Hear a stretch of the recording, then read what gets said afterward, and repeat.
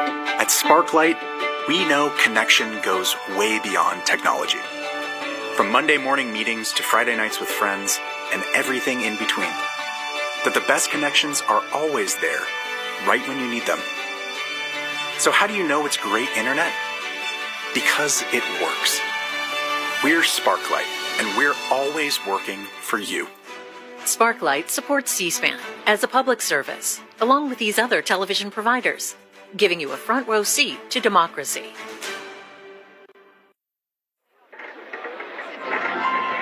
Good evening, and this is C-SPAN's coverage of the U.S. Army's 250th anniversary parade and celebration throughout the night.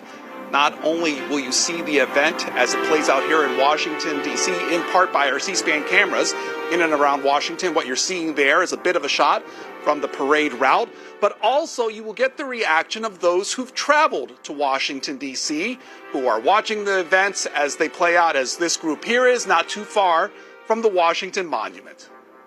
The parade originally scheduled to start around 6:30. However, weather concerns have moved up that timeline, so we're going to see it in just a few minutes. But just to give you a sense of what plays out from the parade on forward, it will start with parade, as we've told you, and you can see that as you keep on watching C-SPAN. You can also see later on this evening the reenlistment ceremony that will be conducted by the oath by President Trump. A demonstration planned by the Golden Knights parachute team. President Trump will then offer remarks. And then to finish off the events of the day and the evening, a planned concert and also planned fireworks. Again, stay with C-SPAN as we show you all those things throughout the course of the night. Joining us now to give us some context and experience as we talk about the events of the 250th anniversary, two guests. Sergeant Major Christopher Stevens joins us. He is the U.S. Army Personnel Senior Enlisted Advisor, and Lieutenant General Brian Eifler, the U.S. Army Personnel Deputy Chief of Staff. To both of you gentlemen, thank you so much for giving us your time. Thanks for having us. Lieutenant General, 250 years and a celebration today. What does that mean to you? It's a big deal, and I don't think we're ever going to see this again in our lifetime, and I'm just glad to be a part of it. 250 years that we've been doing this experiment of the United States, and this Army, and really our military founding before it even began. And so I think it's great to recognize and just show the people the history through actually showing all our units, all the divisions in the Army, going through history from the beginning to the modern era. It's going to be awesome. Sergeant Major, the Army, 250 years, how has it shaped culture? What's its role in American society, do you think? Yeah, and I can tell you firsthand based off of my experience, I thought I was going to have a career as a baseball player. Had some errors in youth. Let me stop you for just a second, only because we're having some miking problems, and I apologize for that. We're going to adjust that as we go along. Lieutenant General, the same question to you as far as how it's shaped the American experience, so to speak, the Army's influence. Yeah, I really think the American dream is still in the Army. There's a lot of people that could come in with nothing, with shirt on their back, and if they meet the qualifications, they can serve and they live honorably. They can do their tour. They could serve in the profession, get the GI Bill, which has been the greatest thing since sliced bread, so that they could serve and continue their education, get a career, get it, benefits and things like that, and then have that privilege of saying, "Hey, I served my nation." So I think it shows something that's serving something bigger than yourself, selfless.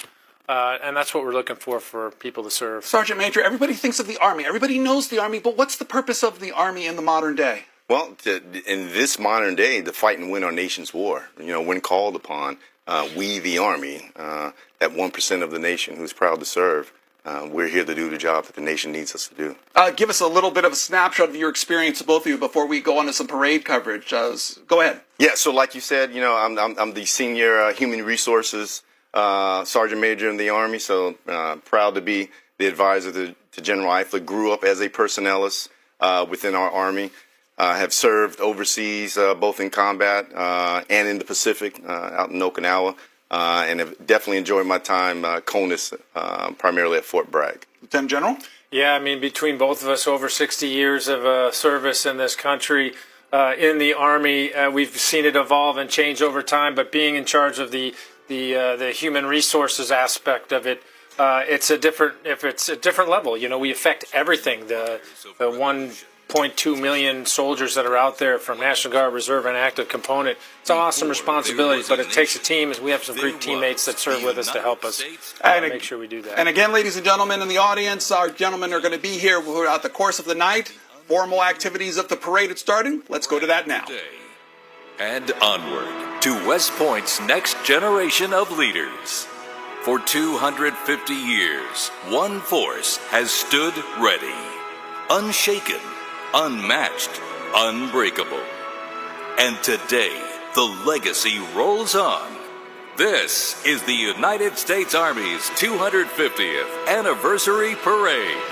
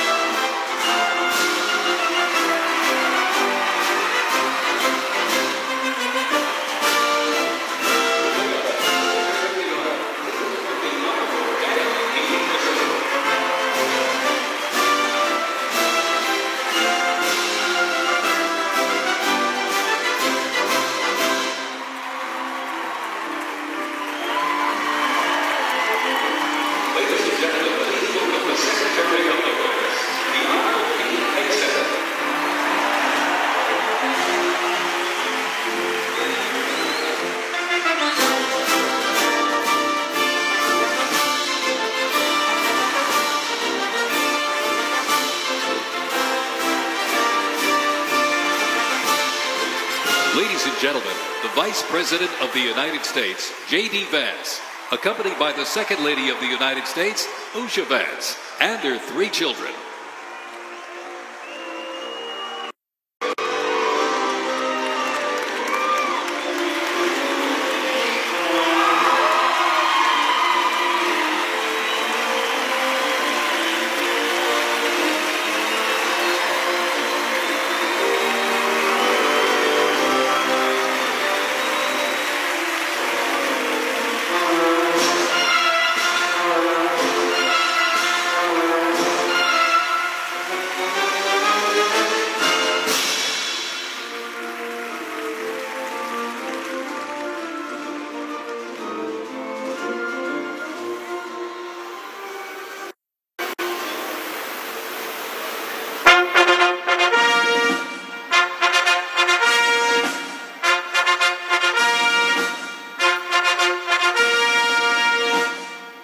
Ladies and gentlemen, please welcome the President of the United States, Donald J. Trump, and First Lady Melania Trump.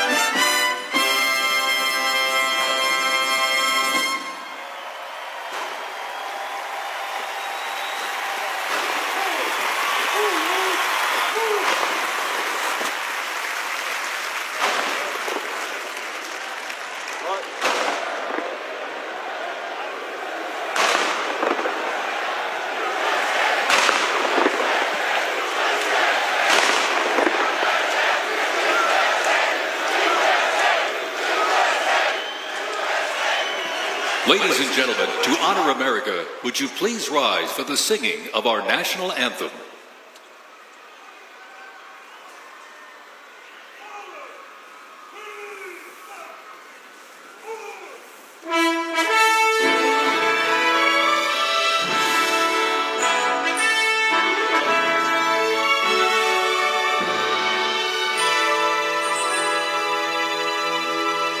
Oh, say, can you see by the dawn's early light what so proudly we hailed at the twilight's last gleaming?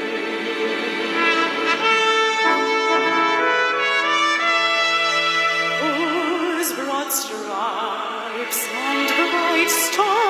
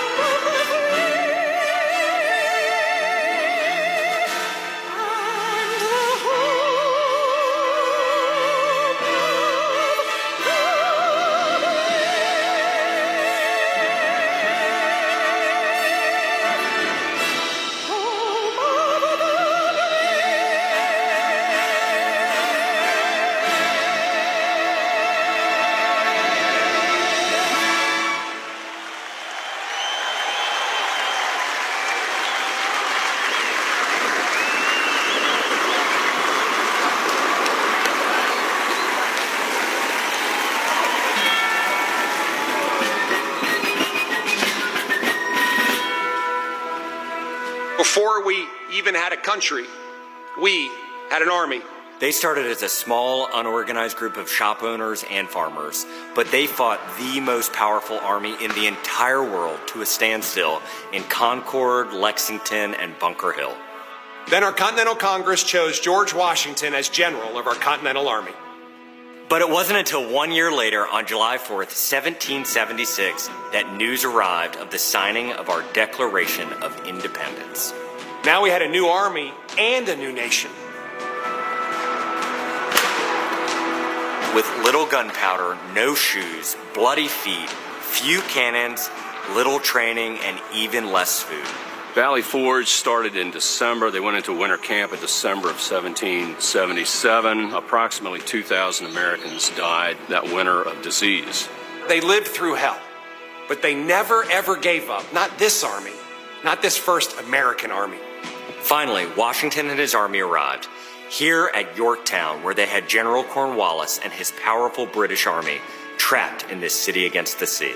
All of the preparation that Washington has learned through the course of those 6.5 years meets its full force here at Yorktown, and he employs it brilliantly. Sailing from the Caribbean, the French Navy arrived and took on the British fleet. Washington decided to make his move. Our men began digging to get closer and closer to the fort, finally getting within rifle and cannon range. Naturally, George Washington chose to set off our first cannon shot. The British had two small forts in front of the main fort. They were called redoubts 9 and 10. Then, on the moonless night of October 14th, the American and French forces attacked the redoubts. The hand-to-hand combat with bayonets, knives, and fists was bloody, to say the least. But within an hour, we were victorious. And as the sun came up the next day, Cornwallis looked out and realized he was in serious trouble. So he prepared an all-out, desperate counterattack. It didn't work, and the British were forced to surrender. We were supposed to lose to the best army and the largest and most professional navy in the world. But our young army had won the war and our freedom. The freedom we hold so dear. And 250 years later, for what started as a ragtag group of shop owners, has now become the most powerful army in the world. Today, many things are very different from that army here at Yorktown, but one thing remains the same. An undying passion, guts, and love for our country remains deep in the heart of today's army. When I look into their faces, you can see it. That will never change. God bless the United States Army, and God bless the United States of America.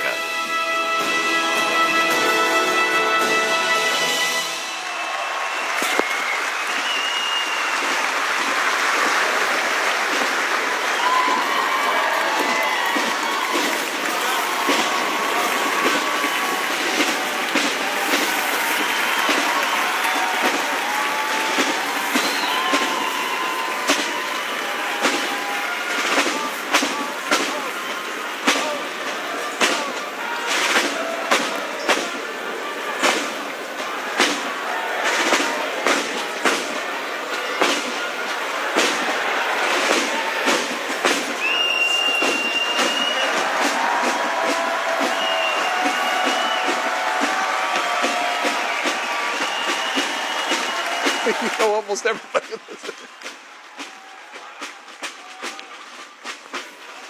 So we're back again, the Army 250th Parade. As we're showing it to you on C-SPAN, Lieutenant General Eifler, you saw the starts of it. What were your impressions? Fired up.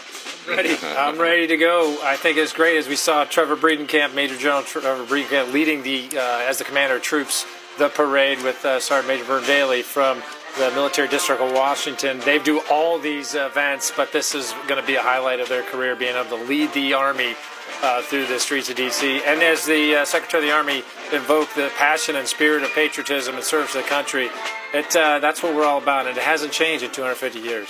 Sergeant Major, same question to you. What were your impressions? Yeah, definitely glad that everyone came together. They know the importance of this. It's an opportunity to show our nation and our country the opportunities that the Army has for us all. I'll follow up. The idea of the citizen soldier came with the United States Army. Talk about that idea and how it's persisted in the course of the Army's existence. Yeah, and you know, it resonates in our recruiters that are out there every day who are doing their best to connect with the population that they deal with every day, and letting them know, like, hey, you can come someplace, you can do something that's bigger than just yourself, and you got an opportunity to lead the men and women of our nation. And so many of them take different roles. Some of them on the front lines, some of them are soldiering, some of them are playing instruments. How do you keep that cohesiveness? What goes into keeping that together? It's one team. It's one team. We have over 150 different specialties. Today we just talked about some astronauts in the Army, talked to some space capable young soldiers starting a new specialty. So we have all walks of life, a microcosm of society in America that are serving. If you want to be a cook, if you want to be infantry, if you want to be artillery, if you want to be a lawyer, if you want to be a pilot, all of these things. If you want to work on electrician stuff, all that's in the Army, and I think we all have one common goal. We put ourselves aside and we join up and say, we're going to be of one, e pluribus unum.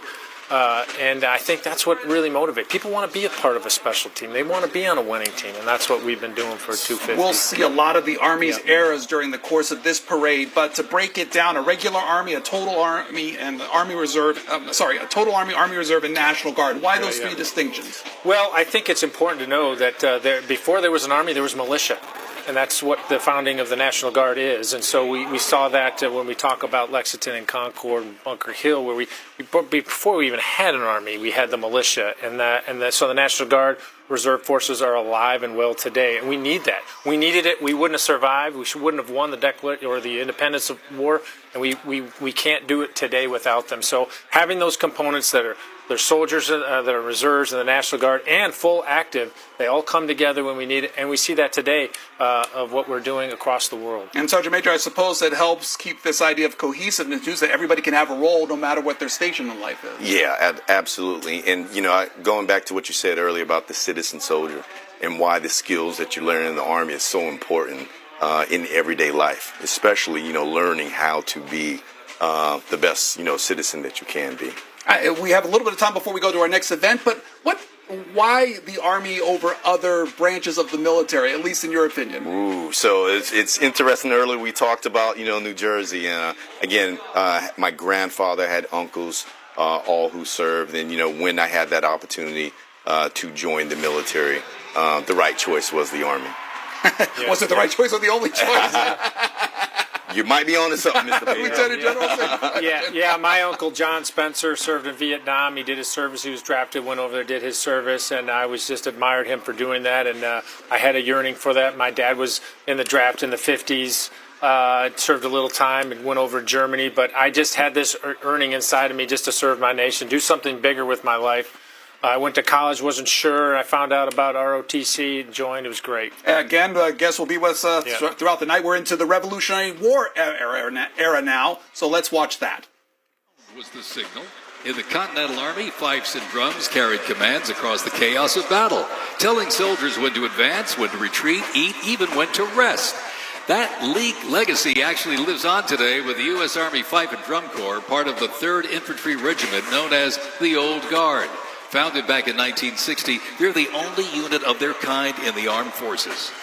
Performing in uniforms patterned after those worn by General Washington's musicians. Playing period instruments with patriotic precision, they bring history to life, sharing the sound and spirit of the Revolution through more than 500 performances each year, both at home and around the world, too. The Old Guard, Fife and Drum Corps, everybody.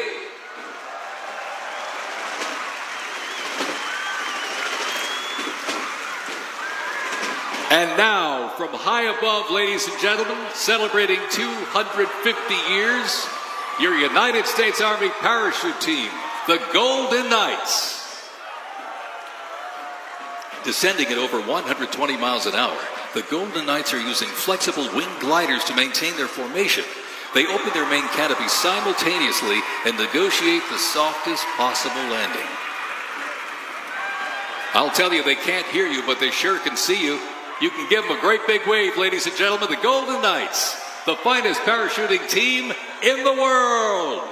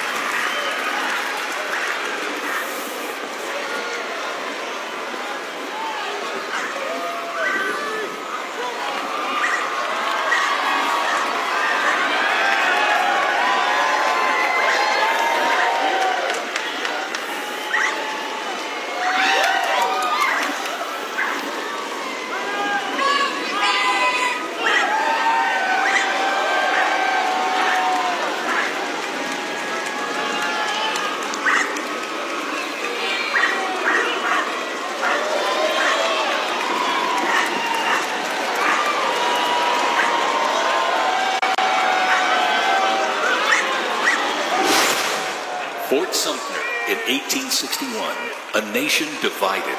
Over 4 brutal years, nearly 2 million soldiers fought to preserve the Union. Among them, 5 future presidents and the first recipients of a brand new military decoration, the Medal of Honor. With independence won, our nation's westward expansion began. The Army moved in step, guarding settlers as native scouts lit the way. Immigrants joined the cause, and the Buffalo Soldiers etched a legacy of grit and honor across the American frontier.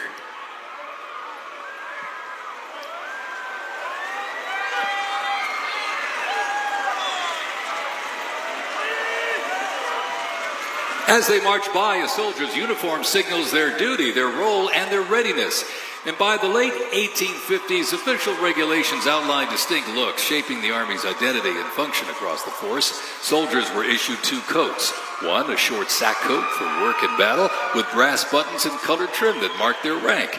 Well, by war's end, that rugged sack coat became the soldier's uniform of choice. As the war escalated, volunteer enlistment surged. Congress authorized support for a force of up to 500,000 new troops, answering the call to preserve the Union.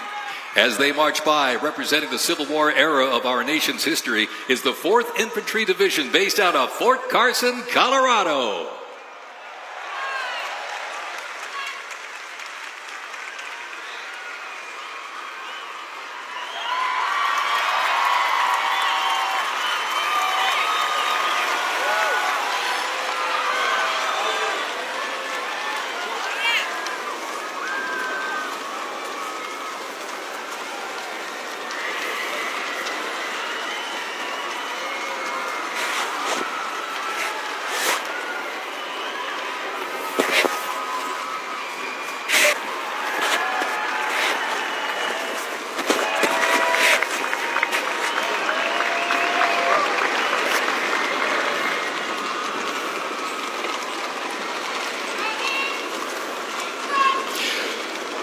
From Fort Cavazos, Texas, home of legends, the 1st Cavalry Division rides with pride. Born from the thunder of horse cavalry traditions of the Civil War, the 1st team forged its reputation on the front lines of history. They stormed Manila with the flying column, charged into Pyongyang as the first to breach the line and face the brutal crucible of Ia Drang, the first of 13 named campaigns in Vietnam where they proved their mettle. Today, that same warrior spirit... The Civil War spirit era is now being highlighted in what you're seeing on screen on the Army's 250th parade. Before that, you saw the Golden Knights as they were landing. Both of our guests commenting on their own experiences. That Sergeant Major, you want to start? Yeah, first, with parachute operations, and again, General Eifler will speak to what he's done throughout his career. I think there's probably nothing more exhilarating than jumping out of an airplane. A perfectly good airplane. A perfectly good airplane. But at the end of the day, going back to, why do you want to do this? Why do you volunteer twice? It's because you want to be better than anyone else. You want to be able to do what the nation needs you to do if called upon. So, again, seeing the Golden Knights, bringing the flag, it's definitely near and dear to both of our hearts. Yeah, it's great. And I think jumping into the unknown, making courageous acts in training translates into combat, and I think that's what we try to instill in all of our soldiers is to be tough, to be hard. You got to go through some hardships in life, whether it's in combat or just in life. We all experience some hardships, and it makes us better on the other side. So vertical envelopment parachute operations are still important to what we do in the military as they were back in World War II. A little bit faster and quicker now, but it's definitely been a part of at least Smokes and I's career, most of our career being in airborne. You're watching people along the parade route, and just to give you a sense of what the parade route in Washington, D.C., this is a chart published by USA Today. The movement will begin at the Pentagon, or has began at the Pentagon. The parade runs along Constitution Avenue. That's the orange line on the map. It kicks off at 23rd Street Northwest near the Lincoln Memorial. It proceeds along the National Mall and Washington Monument, and until it reaches 15th Street.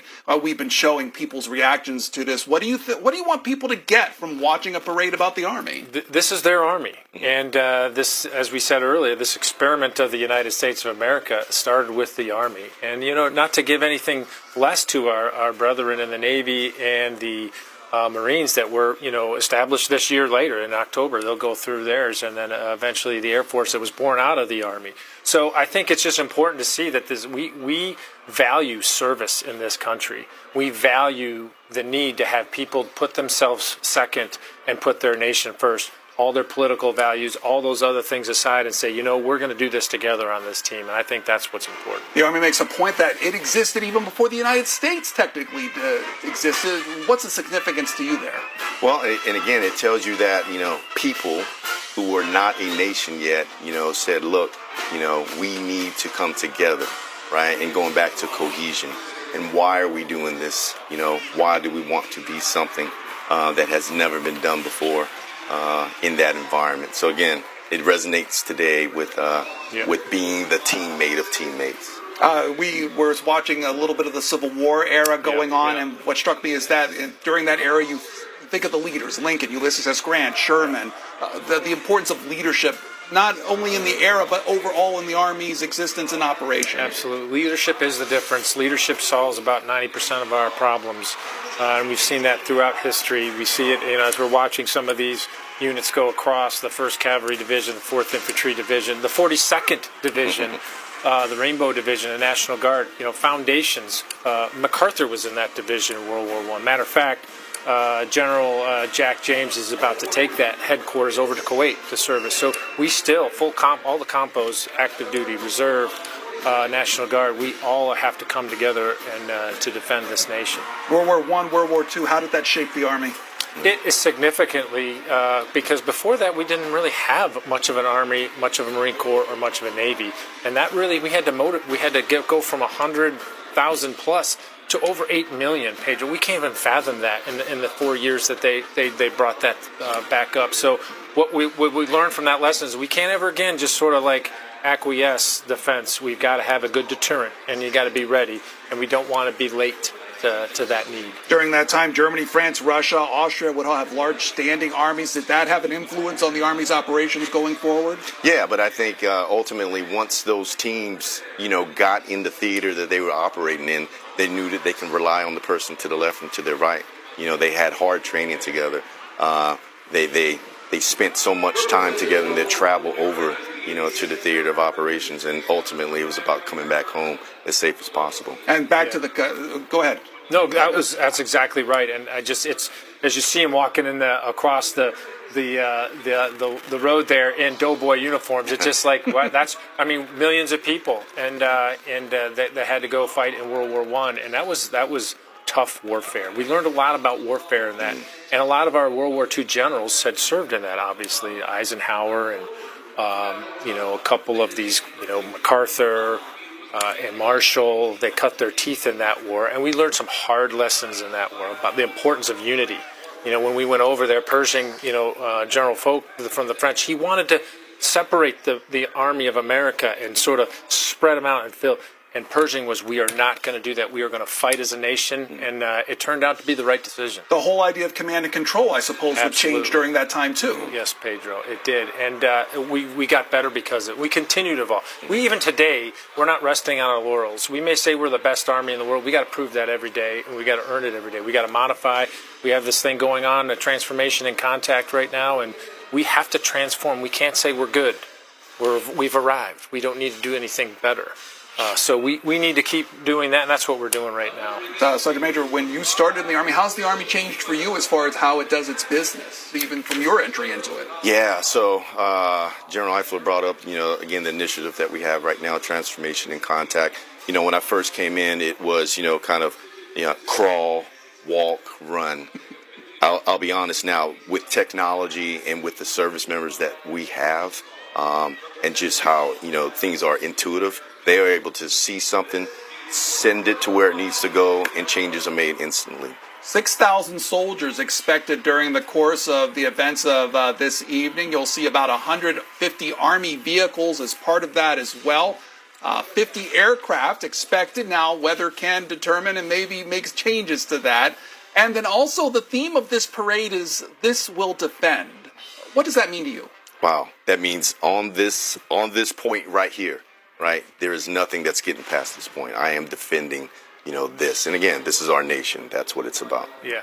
Lieutenant General? Yeah, I was going to say the Constitution. This is what we will defend, and that's what we've been doing for 250 years, and we're going to continue to do that. And I think that's important that we do that in all our recruits and everybody that's coming into the military, to make sure this is what we're unified against or for, to make sure we're protecting that right into service to our nation. I think that's important. By the way, we're being joined by Lieutenant General Brian Eifler and Sergeant Major Christopher Stevens, both of the United States Army. We're back to you, brought to you by C-SPAN. They are fast, they are fierce, and famously used in the Doolittle raid over Tokyo. Leading up front, the mighty B-25 Mitchell.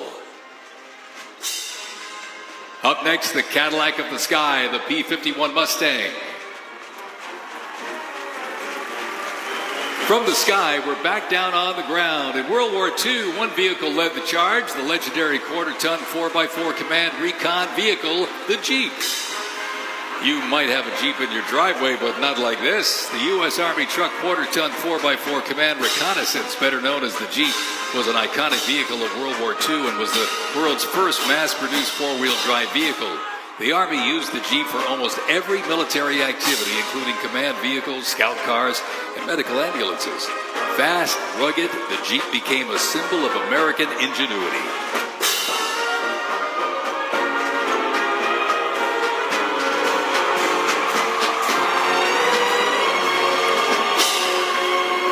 From Fort Bragg, North Carolina, this is the 82nd Airborne Ceremonial Band. The 82nd received the nickname All-Americans after a contest as it represented the diverse origins of its members from every state. This name remains today symbolized by their iconic AA patch. Fort Bragg's finest, ladies and gentlemen. Give them a big round of applause, the 82nd Airborne Ceremonial Band.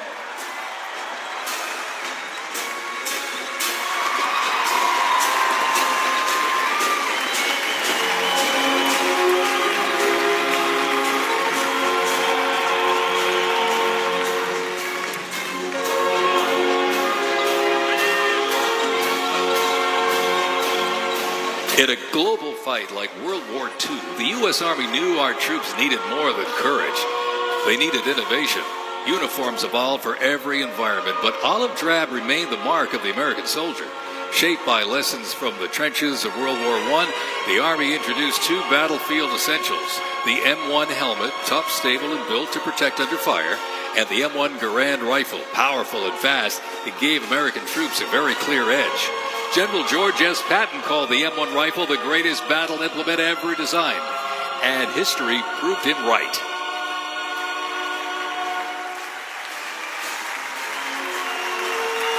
The 82nd Airborne Division. The unit is best known for their bravery on D-Day, when 12,000 parachute and glider troops destroyed German supply lines after fighting for 33 days straight.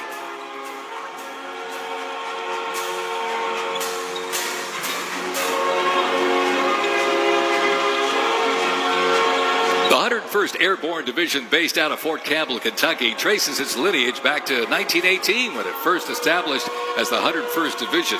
Known for their ability to rapidly deploy across the world, the unit has held a crucial role in operations since its inception. From parachuting behind enemy lines on D-Day to leading helicopter assaults in Vietnam, the 101st redefined modern warfare. In the 50s, the Screaming Eagles stood tall at home, protecting the Little Rock Nine during the fight for civil rights. In recent decades, they've been sent across the world with stints as far as the Middle East, where they took part in Operation Desert Storm and participated extensively in the war on terrorism in Iraq and Afghanistan. The Screaming Eagles continue to lead the way as tomorrow's division in today's Army.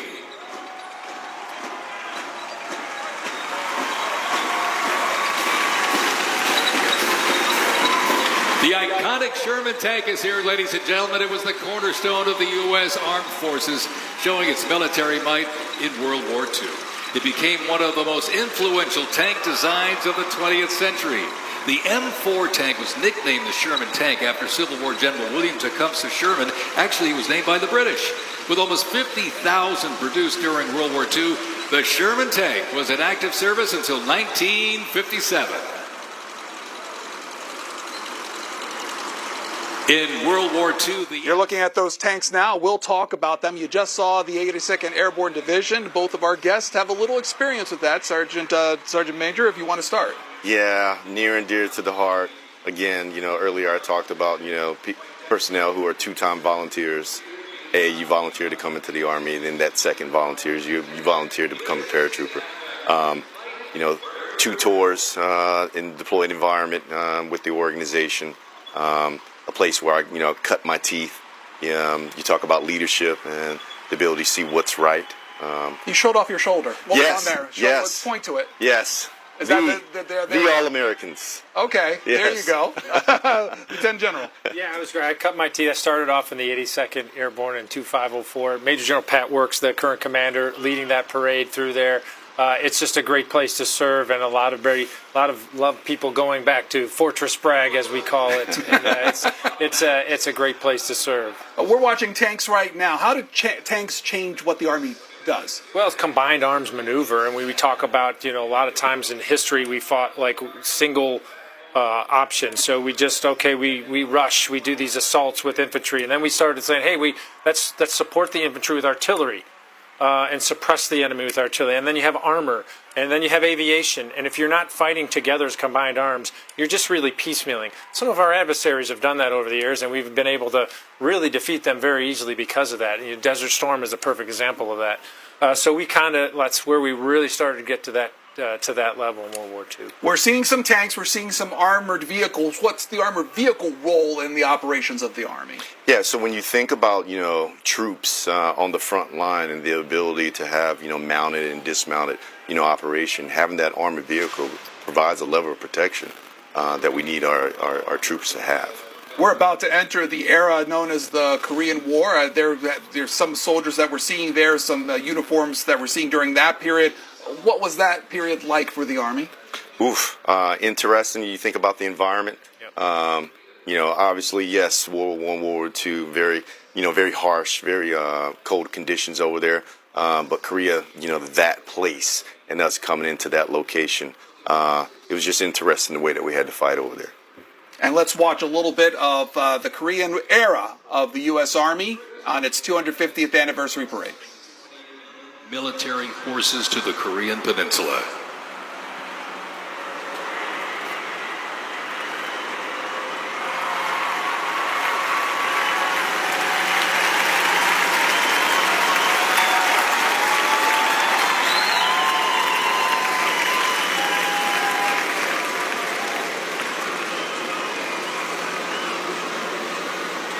Special thanks to our sponsor, Coinbase.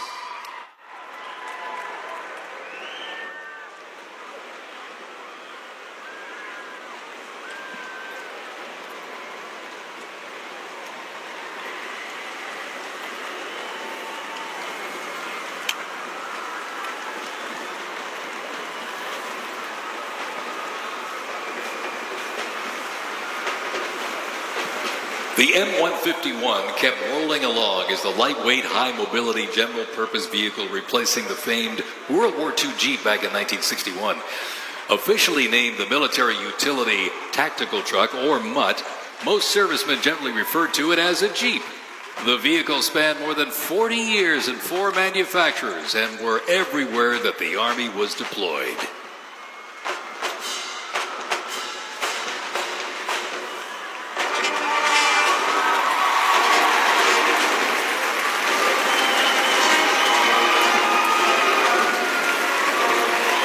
Another rolled by earlier, and at 2.5 tons, this deuce and a half, the M35A2 classic military transport truck was a mainstay of the U.S. Army for decades, particularly during the Vietnam War and Operation Iraqi Freedom.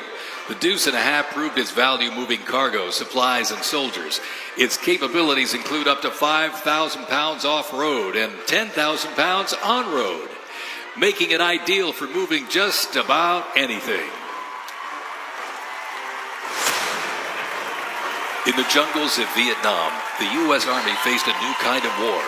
Helicopters became the new workhorses of battle, delivering troops, firepower, and supplies into some of the most unforgiving terrain on Earth. This is the U.S. Army in Vietnam, the era of air mobility, fierce firefights, and unwavering brotherhood.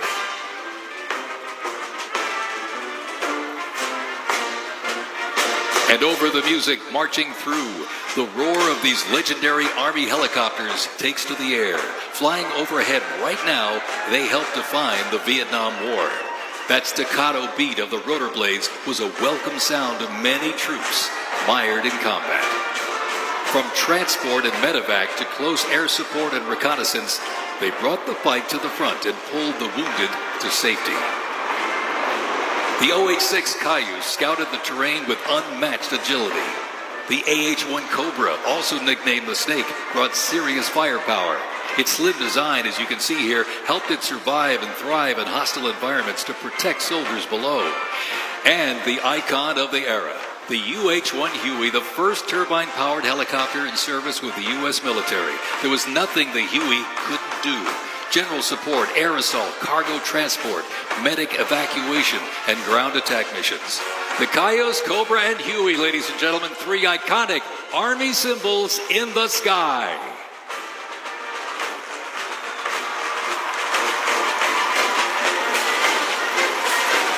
The 1st Cavalry Division Band, based out of Fort Cavazos, Texas, has played a vital role in U.S. military history. Since its origins back in 1855 as the band of the 2nd Cavalry, it has supported operations from the Civil War to Desert Storm. Over time, it's evolved into a powerful force using music to strengthen bonds between soldiers and engage with communities. From World War II in Korea to the Vietnam War in Bosnia, the 1st Teen Band has enhanced morale and upheld the division's enduring legacy. Today, the band continues its mission using music to shape perceptions, foster trust, and promote national Army and division interests. Standing ready to serve, it remains an enduring symbol of the 1st Cavalry Division's legacy and commitment to duty. The band performs Hit the Leather and Ride, a march composed by Captain Robert Meredith Wilson. This piece reflects the cavalry's transition from horses to mechanized warfare, capturing the speed, the resilience, and the tradition of the division. From Fort Cavazos, Texas, everybody, the 1st Cavalry Division Band.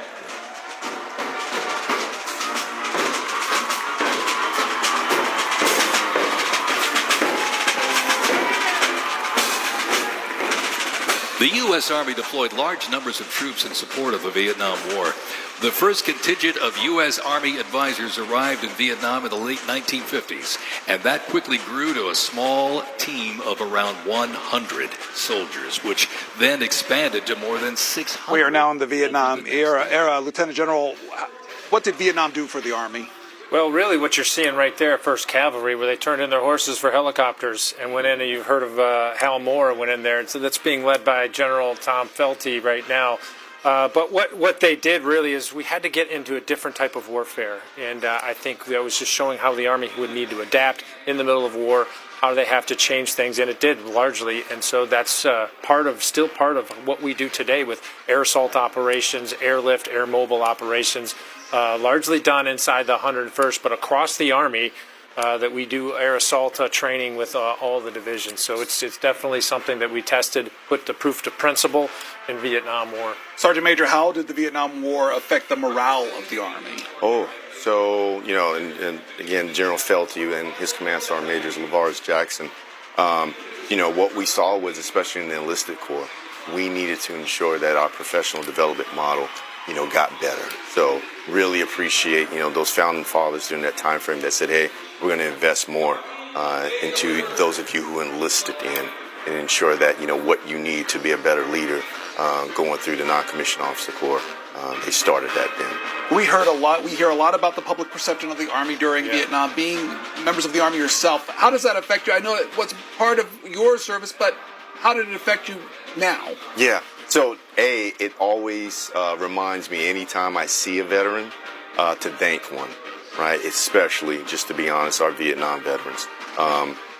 Not too long ago, we were over at the Army Museum outside of Fort Belvoir. There was a group of Vietnam veterans that were there.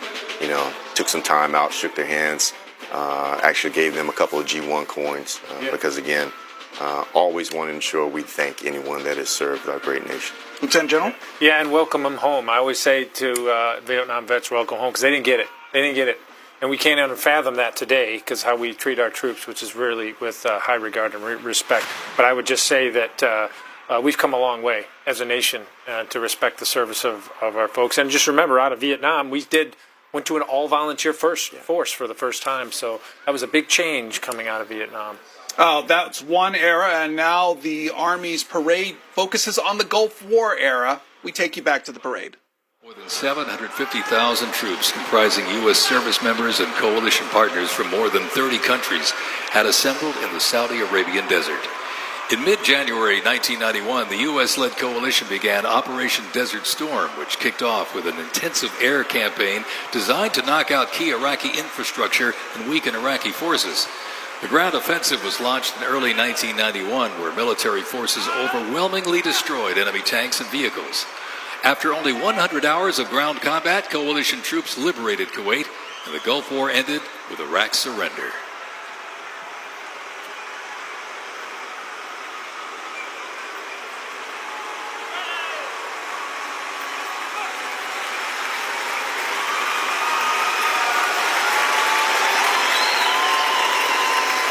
From Fort Riley, Kansas, this is the 1st Infantry Division, one of the Army's most storied divisions. Nicknamed the Big Red One because of the distinctive red on their unit patch, as the oldest continuously serving division in the U.S. Army, the unit has participated in every major operation since World War I, living up to its motto, no mission too difficult, no sacrifice too great, duty first. The 1st Infantry Division was originally established as the 1st Expeditionary Division in 1917 and spearheaded the American Expeditionary Forces in France during World War I. In World War II, the Fighting First stormed Omaha Beach on D-Day and liberated Nazi concentration camps. The highly decorated unit has had 37 members of the Big Red One awarded the Medal of Honor. In Washington, D.C., the 1st Division Monument stands in President's Park, memorializing those who died while serving in the 1st Infantry Division. Ladies and gentlemen, they are the Big Red One, the 1st Infantry Division.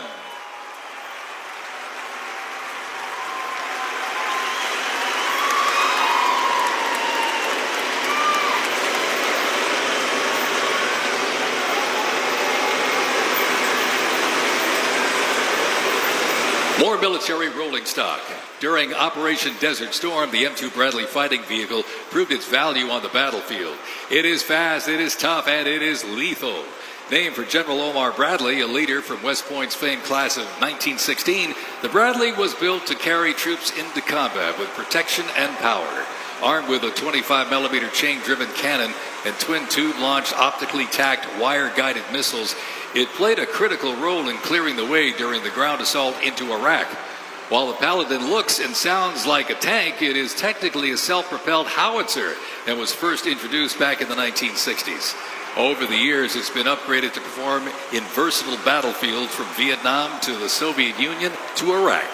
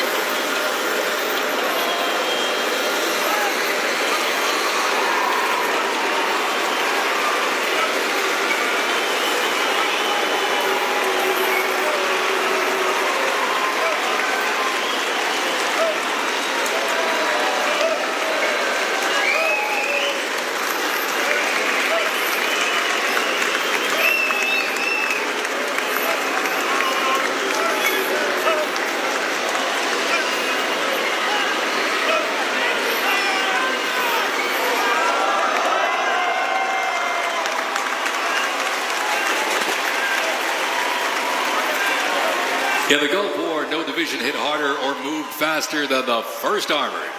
The 1st Armored Division, nicknamed Old Ironsides, is the oldest, most recognizable armored division in the United States Army. As part of the buildup for World War II, cavalry and reconnaissance units were brought together to form the 1st Armored Division in 1940. In the Gulf War, no division hit harder or moved faster than the 1st Armored. Old Ironsides really led the way.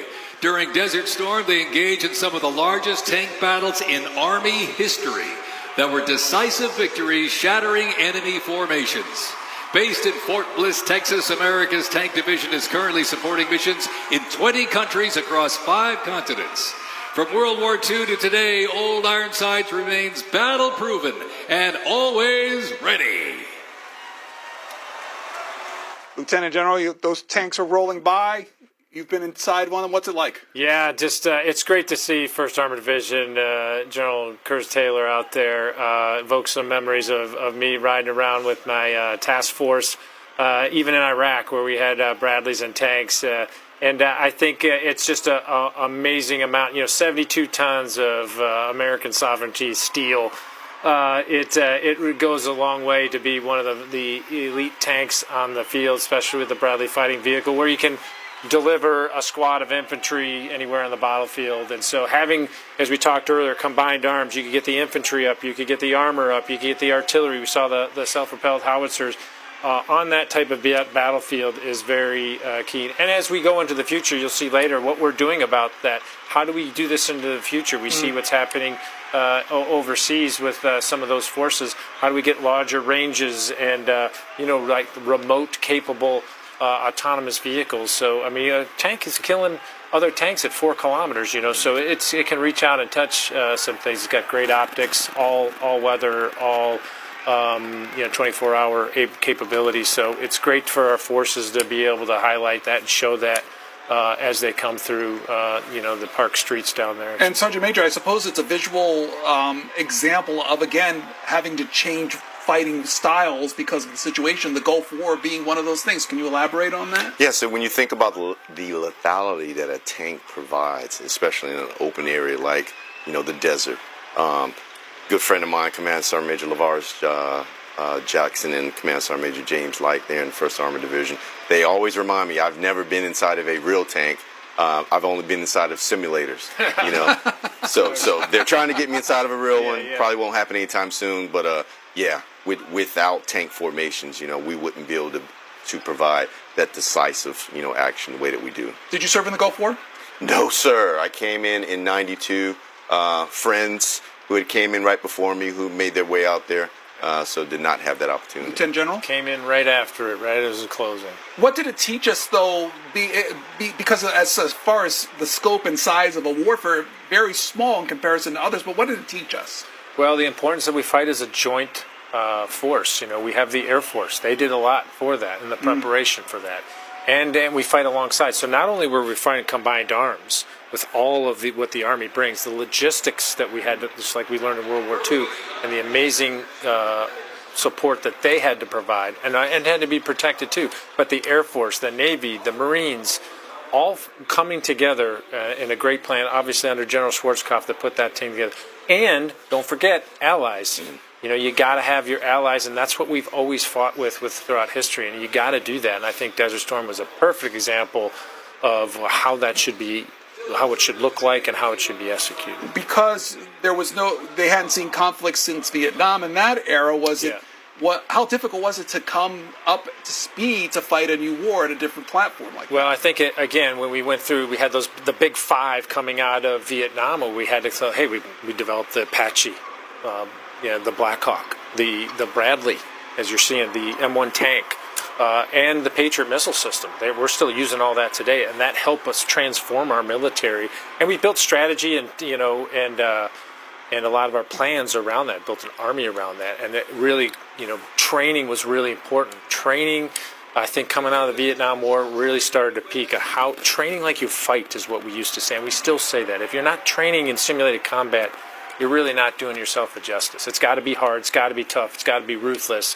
It's got to be painful because what you're going to experience in combat is going to be that, and you can't experience that for the first time. The next era we are moving into is the global war on terror. We take you back to the parade.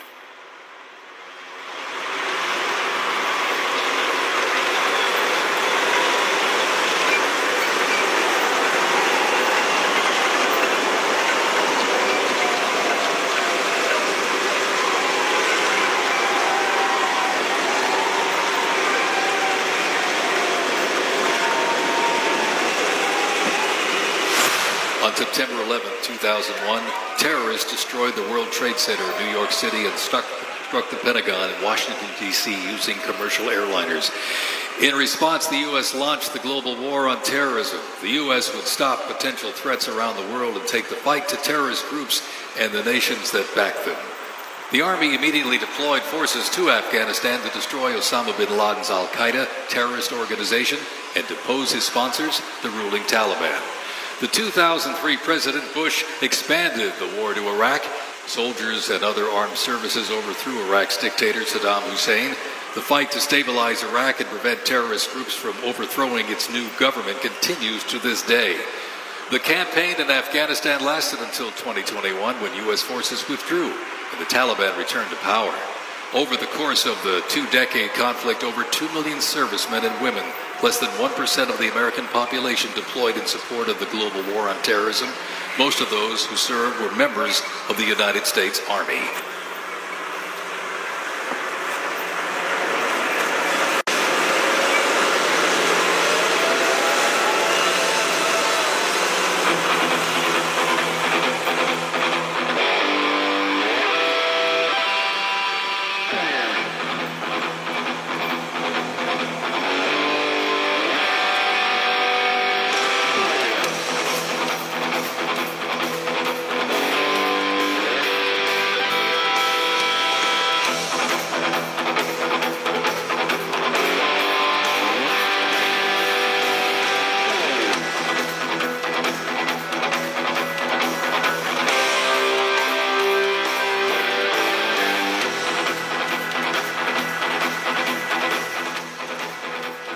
We're entering the global war on terror era. The United States gets attacked. How does that change the Army? I would say not just the Army, but our nation. I was at Fort Knox at the time, and the first thing I thought about was my family there in Patterson, my family there in New York City, and then obviously, people that I knew that worked in the Pentagon. And then, hey, we had to lock down Fort Knox, and then, what was the secondary actions from there? What I did see out in our community, though, was a sense of call to duty. So now you saw another wave of, hey, I want to volunteer, I want to serve our nation. So it definitely brought, in my opinion, those who wanted to serve, it brought them into the fold. Lieutenant General, did you see that same thing? Yeah, I think a lot of people wanted retribution, wanted justice. We go back to Pearl Harbor when they attacked a military target for the most part, even though there were civilians killed. This was outright attack on our civilian infrastructure. As we talked about, this will defend. That's a shot across the bow. And, like we said, and some of our previous presidents said, we were going to go find you and get you, and we did. And I think that's just about our resolve. And we had a lot of Americans sign up because of that, and they're still in today because of that sort of call to duty to protect our nation. So we've been talking a lot about how things changed, fighting styles or management styles. Any major changes because of the global war on impact on the Army? Yeah, and I think we really rewrote some and wrote doctrine on counterinsurgency. A lot of that, as you know, both in Iraq and Afghanistan, and they're different fights too, different terrain, different environments, different political situations. Mm-hmm. And really, what we were trying to do in both locations was fight a new way.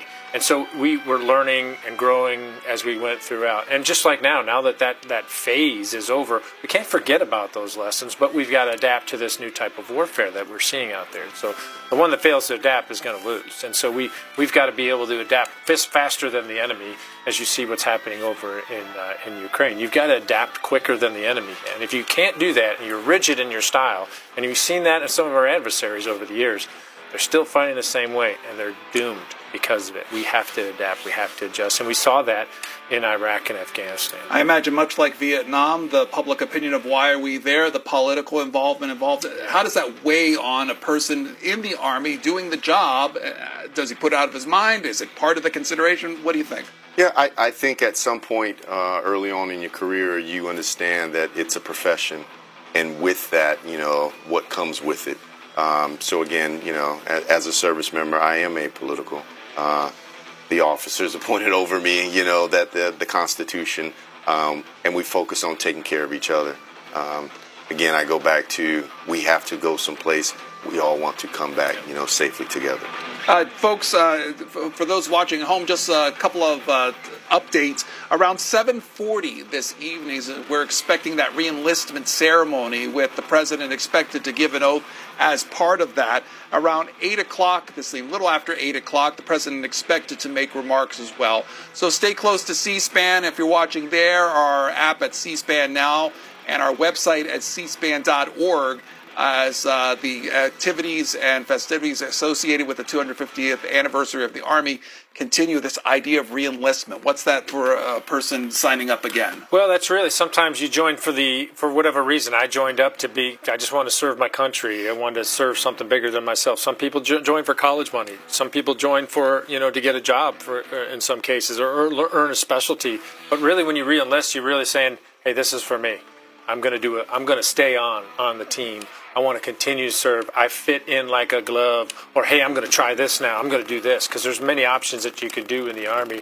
And that says a lot. And we've broken all our records for reenlistment. Like, we've already made all our reenlistment goals for this year, as well as our recruiting goals. So there's a fervor. And, when you're on a winning team, people want to stay on that team. And I think that's what reenlistment's all about. Sergeant Major, the idea of reenlistment for you? Yeah, well, Mom said I wasn't coming home. So shout out to Miss Mary. No, for me, and it's interesting as I talk to young service members, especially those who have families. Again, we enlist a person sometimes. Sometimes some service members come in with families, but we typically re-enlist, a family or a support group. So, again, this idea of what does the commitment mean, what does service mean, it's bigger than just me, the individual. It's my family, it's my community. Knowing that we have one goal. That's right. Yes, sir. We hear a lot about diversities these days. What does the military do, particularly the Army does, for a diversified fighting force? Yeah, so I think General Eifler brought this on, early on. We come from all walks of life with our own thought, with our own skill set that we have. And then we come to this place that says, hey, we have discipline, we have standards, we have values, and this is what it takes in order for us to be the team of teams. So again, come one, come all. There's a drill sergeant waiting for you, right? Yeah. Right. As far as the structure of the Army itself, how does that build that diversity? How does that help, people grow once they enter in? Well, you start that. It starts off in basic training, and you learn you have to depend on one another. It doesn't matter where you're from. I will put my hand in his life. I will put my family and my life in his hands without question. And I think when you have that in a structure and an organization, there's nothing you can't do. When you have that type of trust, that type of bond, where you're enduring hardships together, when you have to depend. I got to depend on Pedro. Pedro got to depend on me. We could be going through this horrible exercise. We could be going through hectic combat, storms, whatever, difficult times, but we're there together, and we come through it on the other side. We are like this. It's a brother and sisterhood that's unmatched out there, and I think that's what people miss when they leave the Army, because you just don't find that in other professions. You talked about the record for recruitment. What do you attribute that to? What do you think factors in there? Well, I tell you, I know General Johnny Davis is a good friend of mine. He's in charge of recruiting command, and they have pulled all stops out for the last 2 years, selecting the right type of recruiters. How they incentivize and the options and streamline the process. In some cases, we are very archaic and had to fill out a couple hundred forms to get in the Army. Now you're down to like 9. So you can get people in faster. And plus, there's a lot of options that we're offering. and not just monetary. People want to go to, let's say, Fort Bragg, or they want to go to up in Alaska and serve in the Arctic Airborne. They want to go to Colorado, as we saw. And so there's a lot more options, and really we're doing a better job of communicating the options that a new soldier can do. You are watching C-SPAN's coverage of the 250th anniversary parade and celebration for the U.S. Army. We take you back to it.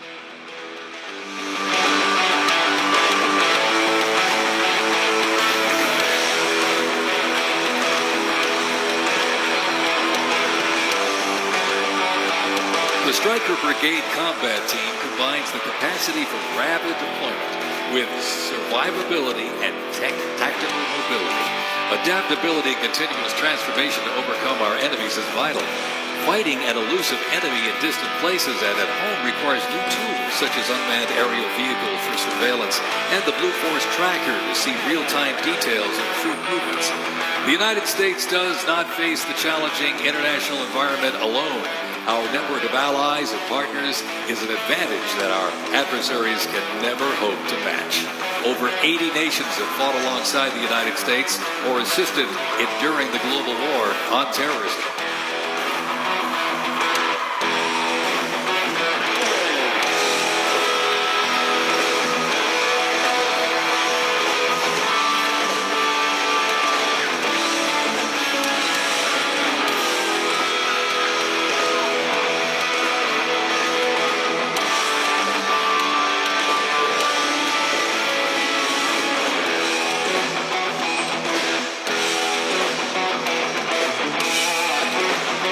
The 10th Mountain Division's climb to glory began with its establishment as the 10th Light Division in July 1943, the only one of its size in the U.S. military to receive specialized training for fighting in mountainous conditions. After periods spent inactive as a training division and as a standard infantry division, the unit returned to its roots in 1985 when it regained its Mountain Division designation. In the 1990s, the division participated in numerous humanitarian and peacekeeping operations. During the war on terrorism, the 10th Mountain Division proved their mettle as light fighters through repeated deployments to Afghanistan and Iraq. Now, since 2002, the 10th Mountain Division, based out of Fort Drum, New York, has been the most deployed regular Army unit. Its combat brigades have seen over 20 deployments to both Iraq and Afghanistan in support of Operation Iraqi Freedom and Operation Enduring Freedom. To show America's military might, they have one purpose: to deter war and, if ordered, defeat the enemies of the United States of America. They are the 10th Mountain Division.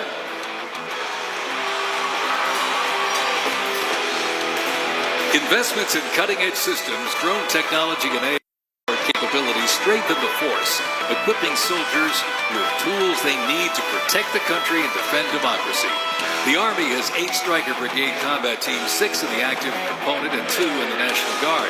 More than 2/3 of the 7,000 servicemen and women who sacrificed their lives fighting the global war on terrorism were part of one of the Army's 3 branches: active duty forces, the Army Reserve, and the Army National Guard. The Army is continuously transforming to deter aggression to ensure our adversaries cannot outrange or outpace us. This transformation is not just about adapting, it's about maintaining dominance, ensuring that America's Army remains unmatched in its speed, flexibility, and ability to support the nation's strategic priorities.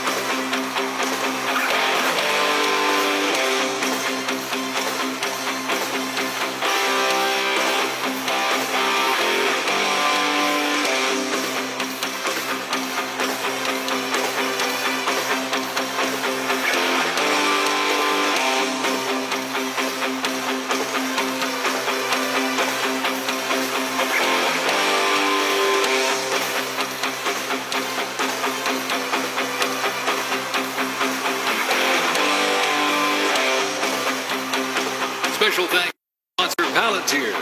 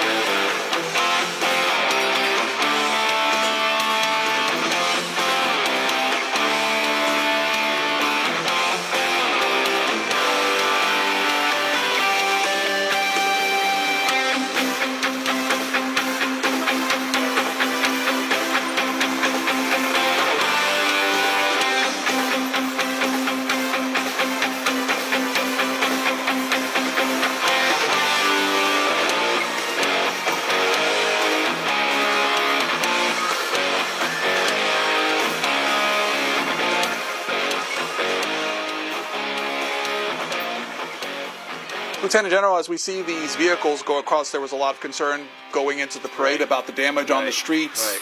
What's your take on it? Well, what we did is to make sure, in conjunction with the Department of Transportation, National Park Service, all that stuff, to make sure that when we went on the roads, we wouldn't tear up the roads. And, really the track pads on a tank really distribute a lot of that weight.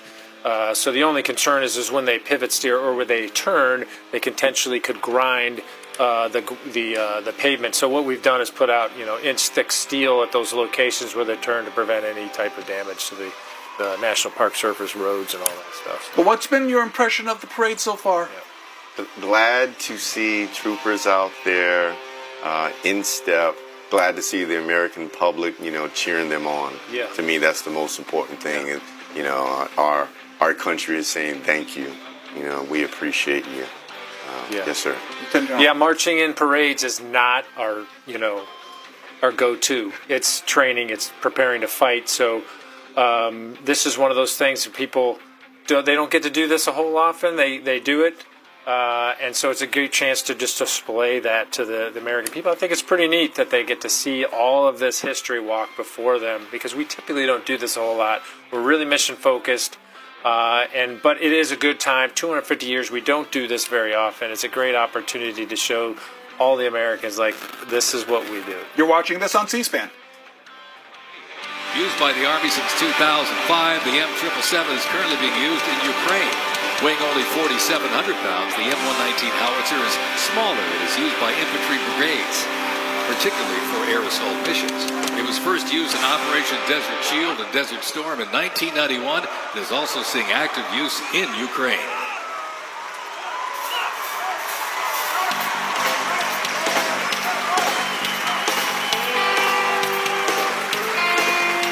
The 7th Infantry Division, stationed at Joint Base Lewis McChord, has been seeing continuous combat action ever since activation in World War I. From Europe to the Aleutian Islands, Japan, Korea, Afghanistan, and the Pacific, the Bayonet Division boasts a proud history of answering the call of its motto, "Trust in Me," with resolute dedication. Sent to deployments and conflicts around the globe since it was founded, the division returned to Fort Lewis in 1971, its first time on American soil since 1934. The 7th Division, originally called the Hourglass Division due to their hatch design, gained the nickname Bayonet Division during their deployment to Korea in June of 1950. At Incheon Landing and during the liberation of Seoul, they were credited with plunging the bayonet into the heart of the enemy, with 13 members of the division receiving the Medal of Honor. The 7th enables and sustains the combat readiness of 2 Stryker Brigade combat teams and a Combat Aviation Brigade.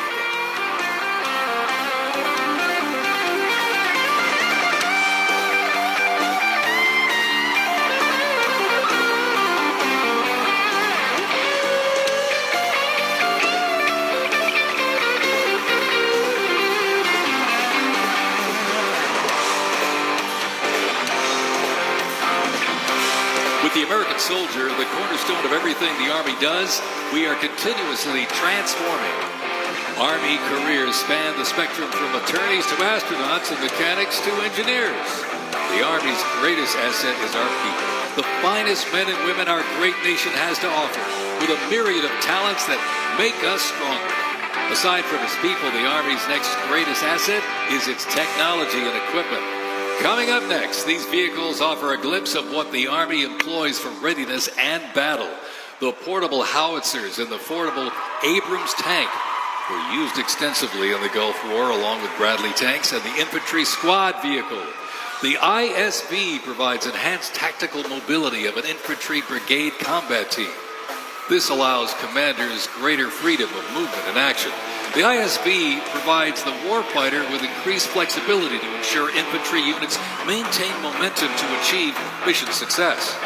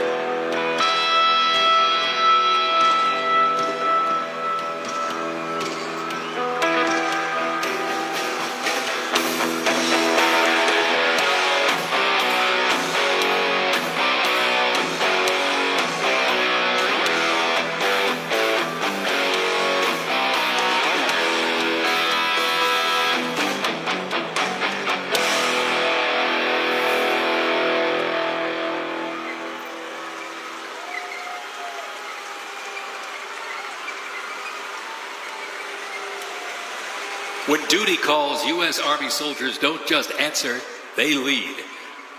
From Fort Bragg, witness a powerful demonstration of strength, purpose, and the unmatched capability of today's Army.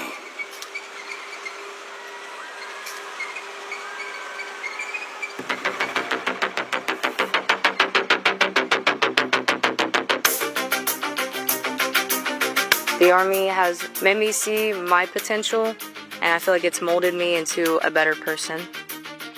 I grew up in a very patriotic household. My grandfather, he served in World War II, and his brother, my uncle, served in Vietnam. I can do this. If they can do this, I can do this. When I was born, my dad was still serving in the military, and him coming home in his uniform, I'm like, yeah, I want to do that. Clear for takeoff. My motivation, I think it follows in line, I think, with what my family's done is kind of a sense of duty to serve our country and give back since it's given us so much. I'm a very, let's say, timid person, but definitely helped me become a more confident person.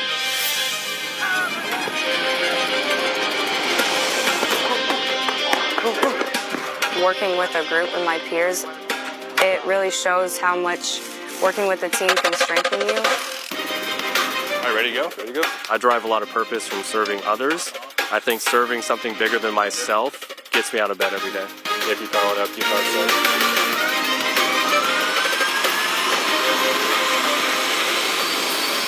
I definitely pushed myself further than I ever thought I could go. I joined the military service because I want to deploy. That's my main goal, is deploy, deploy, deploy.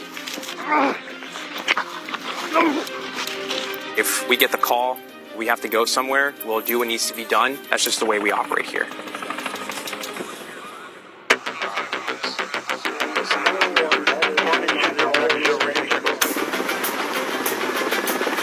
This is one of the few jobs in the nation where we all take an oath to say, I'm willing to put my life on the line for you, and they're willing to put their life on the line for me.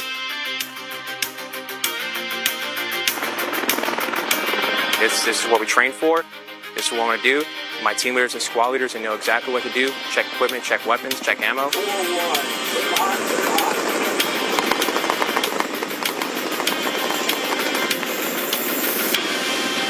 We're always ready to deploy within 18 hours and handle the mission at task.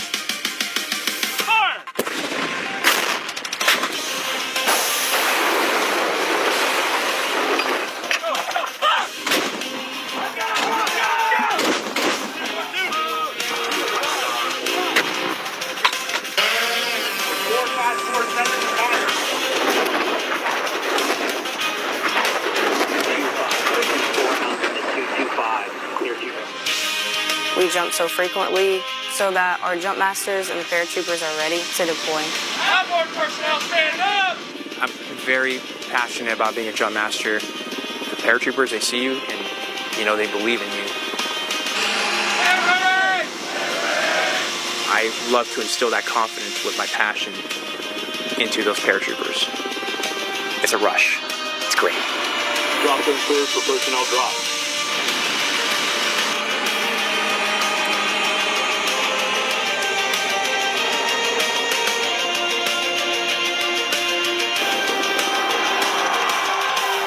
This week we honor 250 years of valor and glory and triumph by the greatest fighting force ever to walk the face of the earth, the United States Army. For 2.5 centuries, our soldiers have marched into the raging fires of battle and obliterated America's enemies. I love the Army. It is a great place to set yourself up for success, to prepare yourself for the future. God bless you, God bless our soldiers, and God bless the U.S. Army.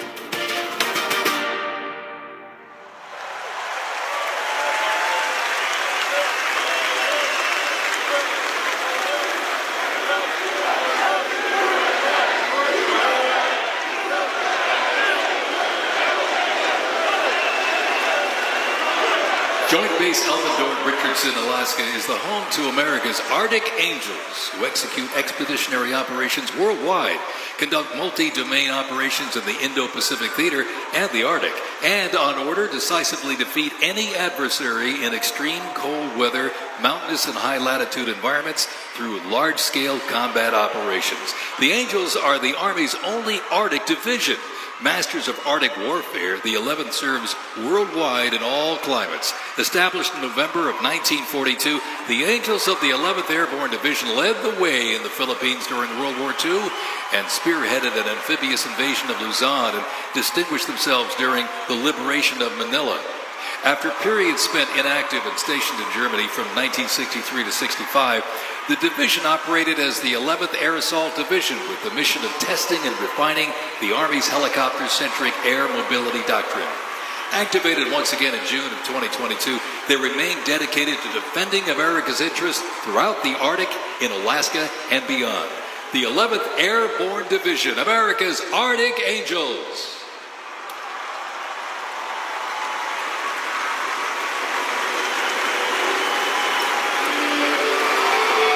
And Lieutenant General, you just left that division. I did a great division, the Arctic Angels of the 11th Airborne Division. Major General Joe Hilbert and Sergeant Major Hanson doing a great job out there. All those paratroopers. A unique division. It's both airborne and air assault. There's nothing like it out there. And if you've gone into any conditions at 30 below, 40 below zero, it's life-changing. If you don't train in that environment like they do, you're not going to be able to survive. So someone needs to do that for America. That's what they do. We've entered, the parade has entered the modern era, so to speak. What does that mean to the Army to be in the modern era in preparation of a soldier? Yeah, so going back to technology and what do we need in order to win, this fight and then the next fight. So again, ensuring that we leverage everything that we have. from that standpoint so that our service members, they have an overwhelmingly unfair advantage when they go into that fight. Elaborate on that unfair advantage. Well, so ultimately, I know if I train harder, I know if I, put in the effort that's needed, I will will myself to beat my enemy, right? And I love sports. We do use sports analogies all the time. But that's the difference. What are the things that you have in your toolkit to ensure that your adversary knows right up front, like, oof, I do not want to face, that person or that organization. Lieutenant General, what has to be done to build that discipline, that drive into the modern soldier of the Army today? Well, we got to continue to do hard, tough, challenging training, Pedro. Like I mentioned earlier, if you're not doing that, we can't have a mamby-pamby Army. They've got to be tough. And we're taking people from all walks of life. And so we got to bring them in and mold them and say, you can do this. And you can endure hardships. You can make sacrifices. Because if we don't do that, who's going to do that in America? So that's one of the main things that we have to instill. It's tough. It's hard. You make some sacrifices. But if you don't do it, who's going to do it? And that's what we try to instill in all our training. And if I'm the leader and if something happens to me, he's got to be ready to take over. And if something happens to him, then you're up. And so we have that, we're going to complete the mission.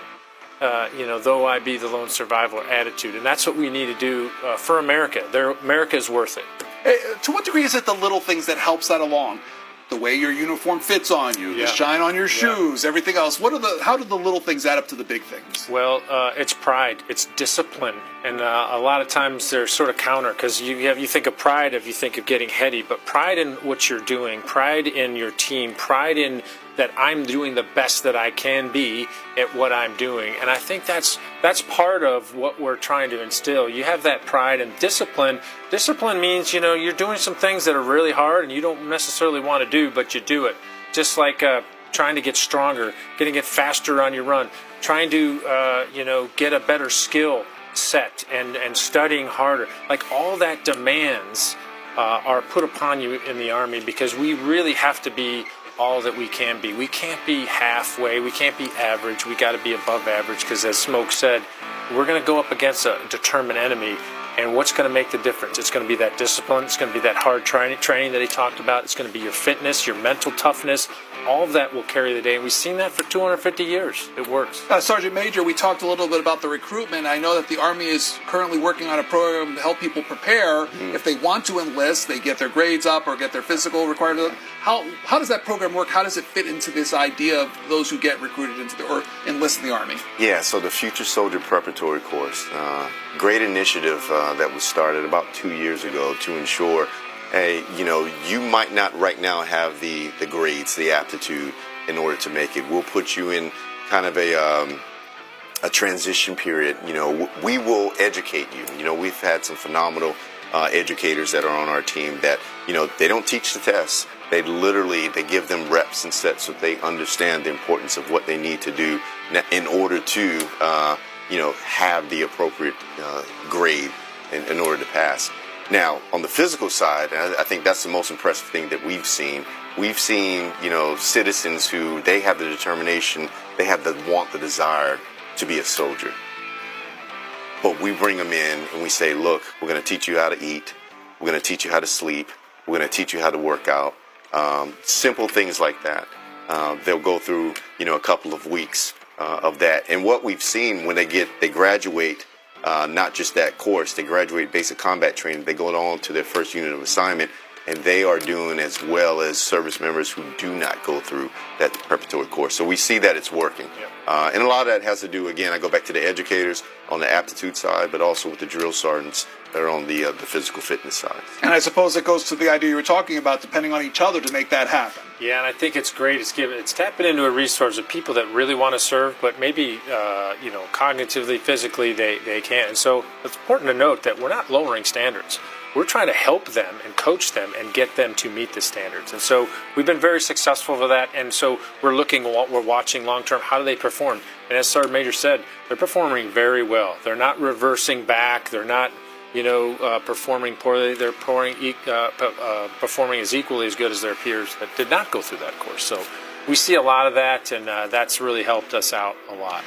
This modern era of the Army, What are we preparing for these days? Well, we're always watching our potential adversaries out there around the world. We see, some of our potential adversaries. We see what's happening in the European theater of what's going on. We're watching how the drone fight that's going on, electronic warfare. We're looking at space and cyber, looking at how to use artificial intelligence. We know what some of our adversaries in Asia and in China, what they're trying to do. They're, technically they're already at war with the West in large scale in regards to stealing information and doing some things against that are short of a firing war. And so we have to be ready for things like that. And again, if we don't have a force, and soldiers don't decide to go to war. Our civilian leaders decide that. We have to be ready and prepared for it. So we do not want to waste a waking minute and put our head on a pillow until we're prepared for those things. And we have to think differently. We have to watch, we have to observe, but we also have to put some of this technology out there that, some people are not willing to change, right? And we have to get past that. And I think we're doing that with a lot of the systems that we're trying to do with our transformation and contact and our initiative to be continuously transformation. Because the biggest thing that happens now, as opposed to in previous years, I think the need to change happens at a much faster cycle. And you have to go faster. So our whole industrial base, our congressional, and our acquisition process has to speed up because we can't take years to develop something. We have to do it in months or weeks and be able to do that faster to adapt. If that's the requirements, what does it mean for the person enlisting today? Yeah, so, we can have all the technology in the world, but if we don't invest into our service members, it really comes down to, those interpersonal skills. What is going to drive you to ensure that you want to attack that hill? What is going to drive you to ensure that, when the bullets are flying, that your head is in the game? And ultimately, you are looking out, for that person to your left and to your right. So, again, we continue to take a look at what we're investing in our education, in our professional military education system, as well as our holistic health and fitness. How often does that get a review to make sure that you're up to date to say what people could get on the civilian side? Yeah, so I think that is routine. What we've seen over the last probably 3 to 4 years is, again, our systems have been a little slow. By the time we come out with something new within the Army, on the civilian side, we're already years behind. So our leadership has done a phenomenal job to ensure that as something is identified, what do we need to do immediately to either A, get into a service member's hand, or B, how can we put in a doctrine so that we're teaching that within our professional military education systems. Right. You want to add to that? Yeah, I was just going to say Secretary Driscoll, General George have done a great job of trying to cut through the bureaucracy, cut through some processes that maybe we've always done, and we're wedded to that process, but actually we don't need to do that process anymore because this system is antiquated. And I think that's what we're trying to do with the acquisition with getting new things, just like drone warfare. I mean, that changes almost on a weekly, monthly basis. You can't have to stick on one type of thing and get it. You got to be able to change. You got to be able to adapt. You got to have some flexible funding and all that. So that's what we're working with Congress and the Department of Defense to get things faster and more efficiently. You just heard from Lieutenant General Brian Eifler, the U.S. Army Personnel Deputy Chief of Staff. Also joining us, Sergeant Major Christopher Stevens, U.S. Army Personnel Senior Enlisted Advisor. And you watching the parade at home, we take you back to it.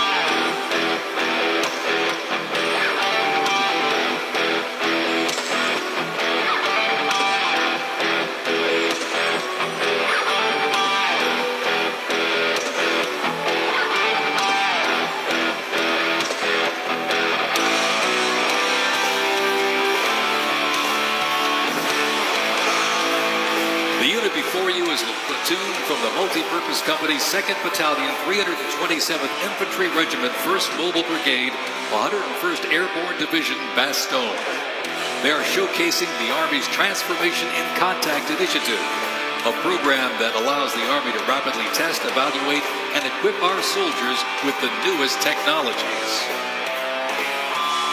Modern, mobile, and mission-ready, the Bastogne Brigade continues to adapt to new threats while staying rooted in the fierce resilience that defined its birth. They are carrying the next-generation squad weapons, the XM7 and XM250, both equipped with the XM157 optic. The vehicles are the infantry squad vehicle, a new mobility asset that can rapidly move through most terrain types. The trailer is the S-MET, and it's capable of carrying heavy loads under its own power through restrictive terrain. This platoon is equipped with 3 types of small unmanned aerial systems. They are the Ghost X, located on the S-MET, the C-100, and right above us there, the X-10D, which are flying above the formation right now.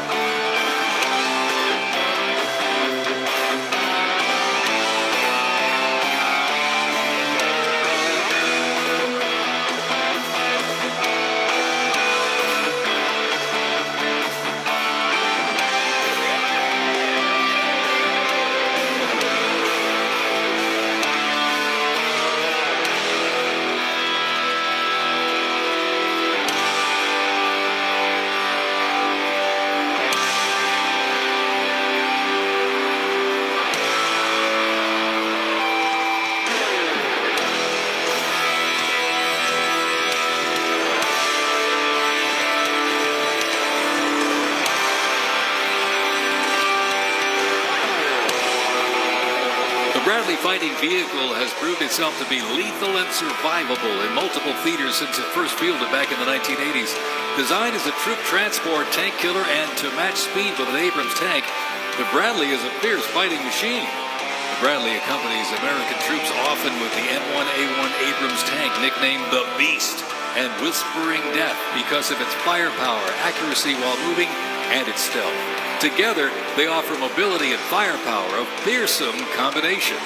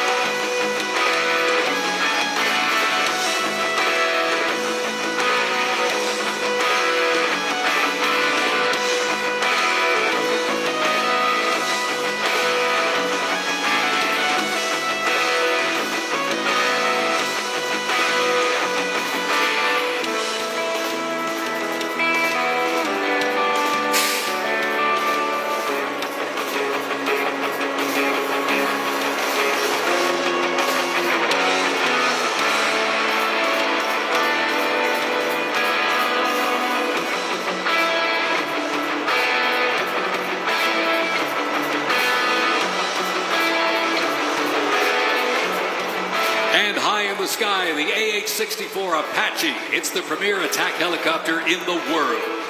The Apache entered service in the mid-1980s and continues to evolve and modify to meet worldwide threats. It can deliver intense fire on the battlefield with an array of aerial rockets, guided Hellfire missiles, along with 30-millimeter cannon fire. The aircraft you see here is configured with a sophisticated targeting radar system and can operate in poor visibility and in the black of night. With more than 1,280 aircraft in operation accumulating over 5 million flight hours, 1.3 million of which have been in combat, the AH-64 Apache represents the backbone of the U.S. Army's attack helicopter fleet and a growing number of international defense forces.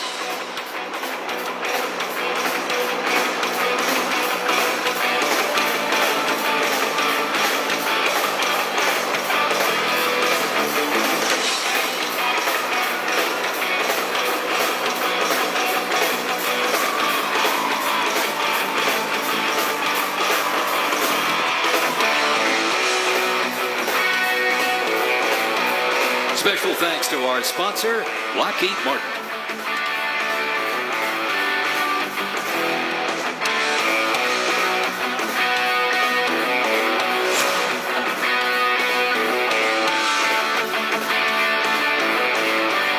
Now, let's roll on to the future of Army readiness.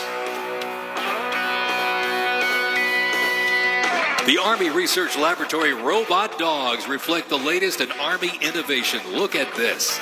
Much like a true canine, these robots can go where soldiers cannot. They have increased mobility, improved tactical awareness, reduced risk to soldiers, and enhanced teamwork. Replacing soldiers, robot dogs can explore terrain that may be difficult for soldiers to traverse, dispose of explosive ordnance, and act in defensive posture or aggressive capacity when armed.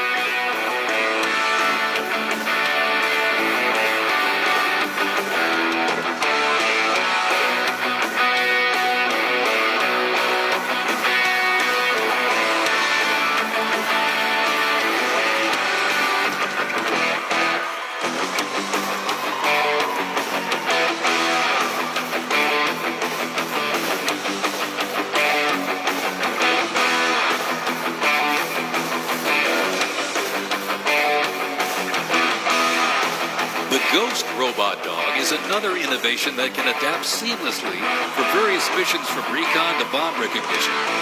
These dogs reduce risk and support soldiers completely in high-stakes missions. They have a standard walk speed of 2 miles per hour and are working towards 6.7 miles per hour sprint.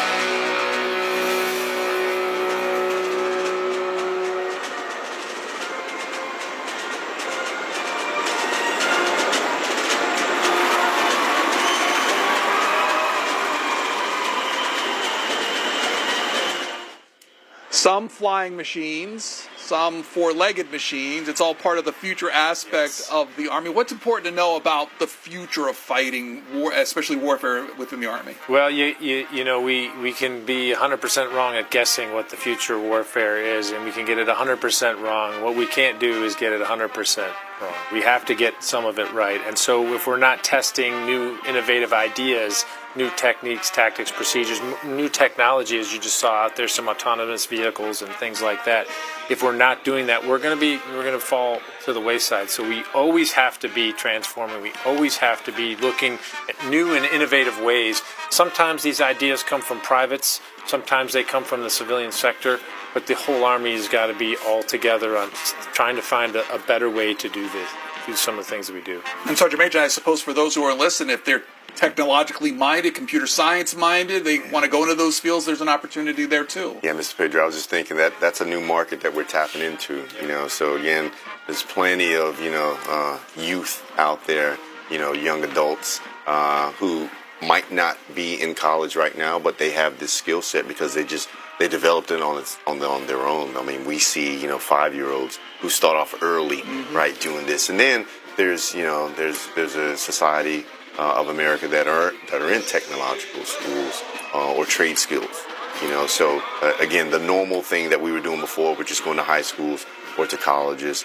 We're not just limiting ourselves to that. We are looking at all avenues to try to get people to serve. I was just to ask you, what does recruitment look like these days? Is it a table set up at a high school gym? How much has it changed since? Yeah, so back in the 1900s, we like to say that. No, sir. So again, the days of just thinking the recruiters come to the high schools, the days of thinking the recruiting station at the mall, right? No, not at all. So, everything that we're doing with our enterprise marketing office, everything that we're doing to ensure that we're on all social media platforms.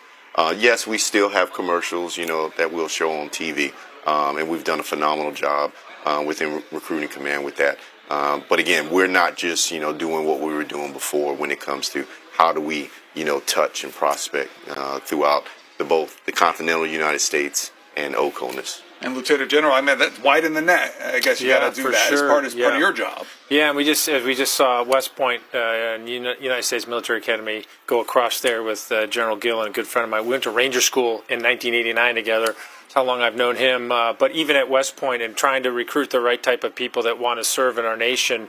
And we're filling that rank, and I think that's important that we still do what we did starting back in 1802 when we first started West Point. Where we continue to get some of America's best, and we compete, quite frankly, across all of the nation with that. We still have that type of, and as you see some other schools like VMI.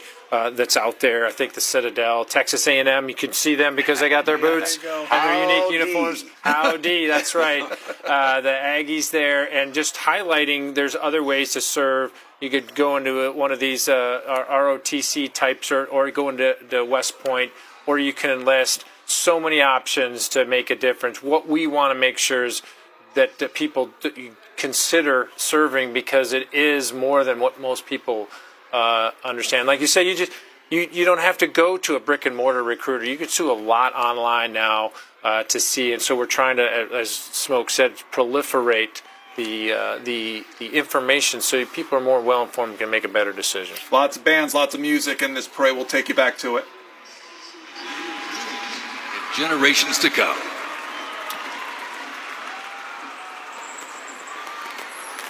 The Citadel, the Military College of South Carolina, offers students the opportunity to participate in Army ROTC or the Historic Corps of Cadets. Founded in 1842, the Citadel is the third oldest of the senior military colleges and is known for its Corps of Cadets living and studying under a classical military system that makes leadership and character development essential. While military service is not required in graduation, more than 120 students earn their commission each year through the Army Senior ROTC Palmetto Battalion, playing a vital role in shaping the future.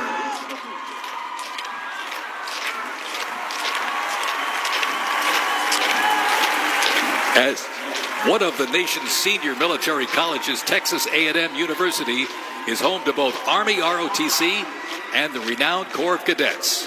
The Corps of Cadets' central purposes has remained building individuals that exemplify respect, excellence, leadership, loyalty, integrity, and selfless service. Students at the university who participate in the Army ROTC earn their commission as officers ready to serve on active duty in the National Guard or Army Reserve. Each year, the Army Senior ROTC Warrior Training Battalion at Texas A&M proudly commissions more than 90 second lieutenants and is honored to shape the future leaders of the U.S. Army.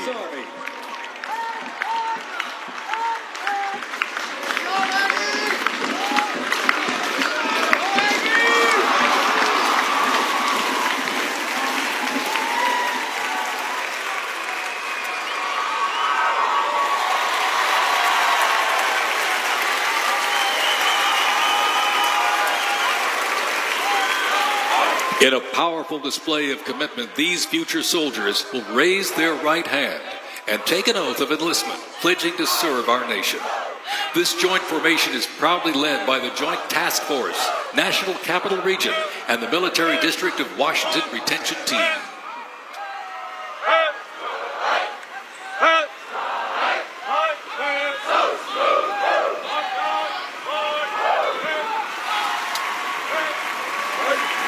Shaping tomorrow's Army, West Point's most inspiring cadets remind us that America's future is courageous and in capable hands.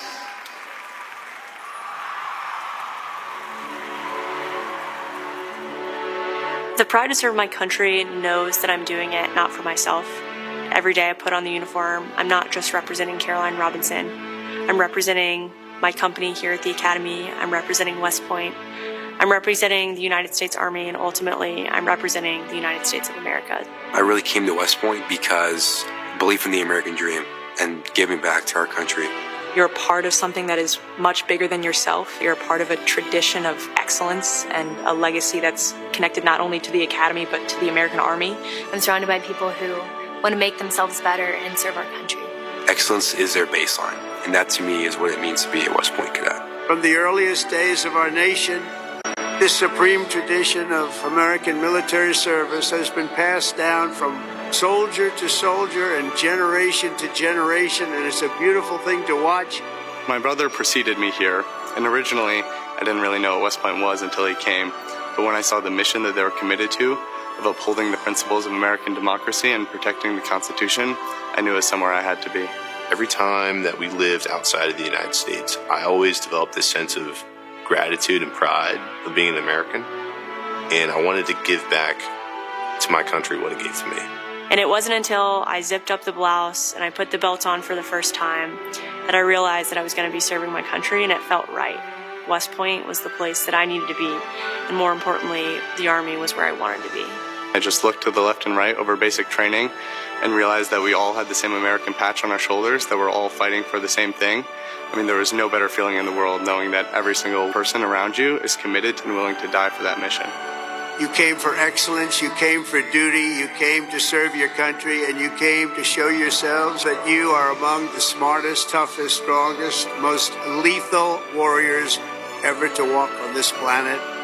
What excites me the most about my future in the Army is the opportunity that I'm going to have to give back to the American soldiers that I'm going to be leading. Because ultimately, they don't get to choose. And to me, it's that burden of responsibility to be the best leader. And as a young officer, that's going to be exactly what I get to do. I was the cadet basic training first detail for the first 3 weeks. And I got to see the new cadets come in from their families' homes and being in process on their very first day and watching them grow so quickly. I would do all the formations, and I looked out at these 1,000 new cadets, people who had just come out of high school. They were completely different people. I don't think there's another institution in the country like West Point where the student body is so committed to furthering the mission of America and ensuring our democracy and freedom for generations to come. I'm really surrounded by the best of the best, and that's when I realized this is the place that I absolutely want to be. West Point itself is an amazing institution, but it only provides opportunities. The people here have to choose to take those opportunities and grow and lead and serve. And the people here want to do that. And I'm proud to be a part of that. And I would tell any high schooler who is considering it, you won't regret it.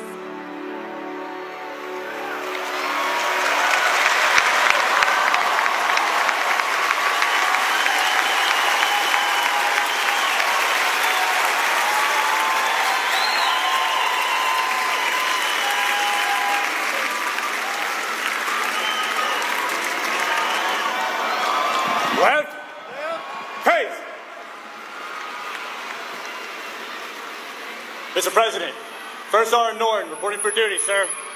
Ready to commence the ceremony as directed. I state your name. Do solemnly swear that I will support and defend the Constitution of the United States of America against all enemies, foreign and domestic, that I will bear true faith and allegiance to the same, and that I will obey the orders of the President of the United States and the orders of the officers appointed over me according to regulations and the Uniform Code of Military Justice. So help me God. Congratulations. Congratulations. Welcome to the United States Army, and have a great life. Thank you very much. Have a great life. Thank you.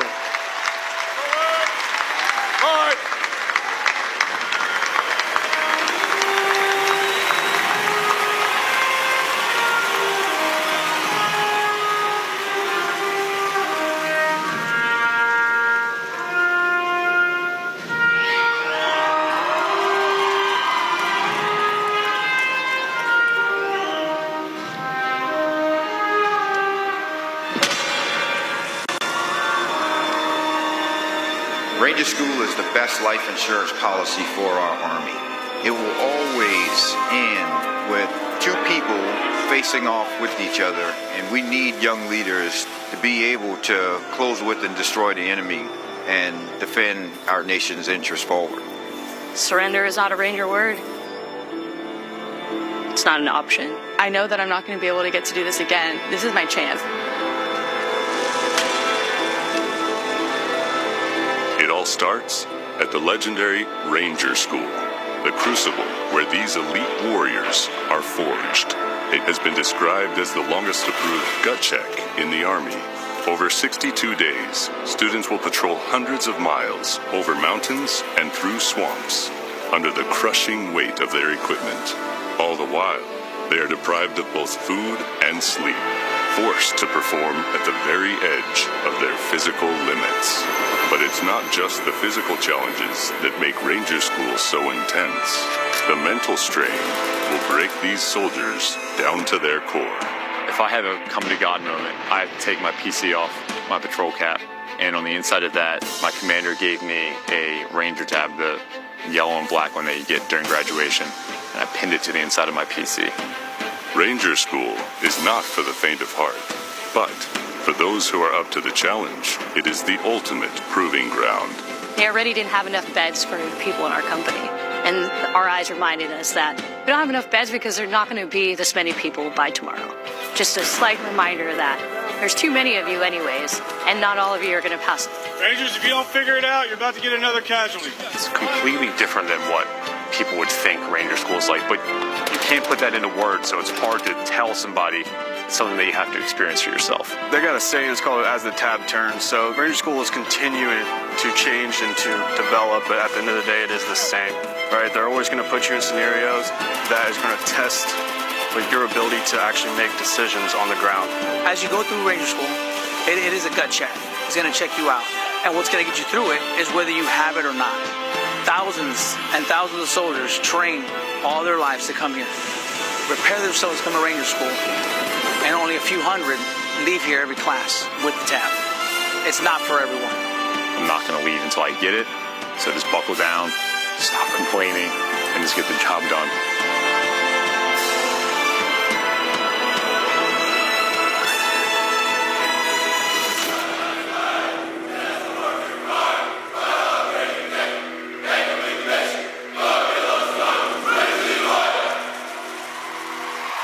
Please welcome country music sensation and proud supporter of our troops, Warren Zeiders.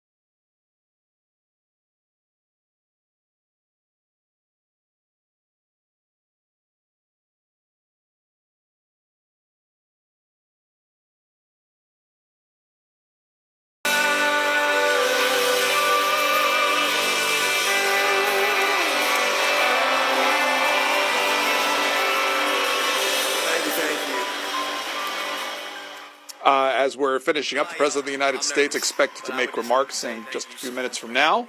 Lieutenant General Eifler, thoughts on the parade?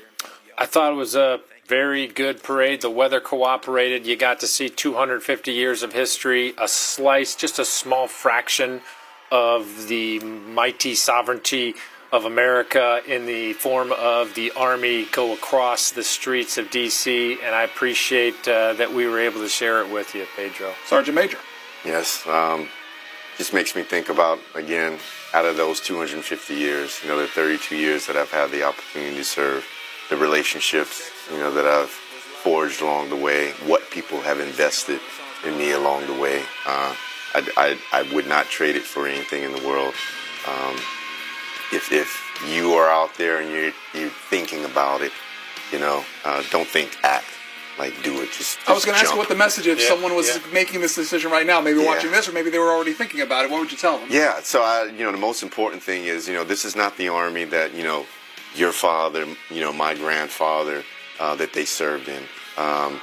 The way we assess, the way we develop, the way we retain, different.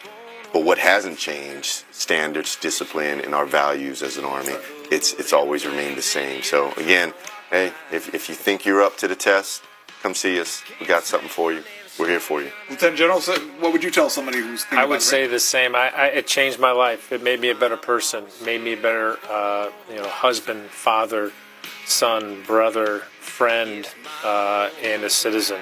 And I think I can never give back what the Army has given to me. It's been a tremendous journey of leadership that I've been on, and I've been blessed by God in this effort. And I can't thank everybody involved. Like Smoke said, like a lot of people developed me, and I think they invested in me, and I think you find that in this profession of arms that we're in. Lieutenant General Brian Eifler serves as the U.S. Army Personnel Deputy Chief of Staff. Sergeant Major Christopher Stevens is the U.S. Army Personnel Senior Enlisted Advisor. Both gentlemen with us as part of the 250th Anniversary Parade coverage on C-SPAN. Gentlemen, thanks for your time. Thank you. We'll see you in 50 years. We will continue on, though. The President of the United States expected to make comments in just a few minutes from now. A performance by Warren Zeiders, his second song, Ride the Lightning. We'll listen to the rest of that. There's a man in a black coat standing at a crossroads. I hope he lets me pass by. When I close my eyes, gonna ride the lightning, feel the thunder, till the darkness pulls me under.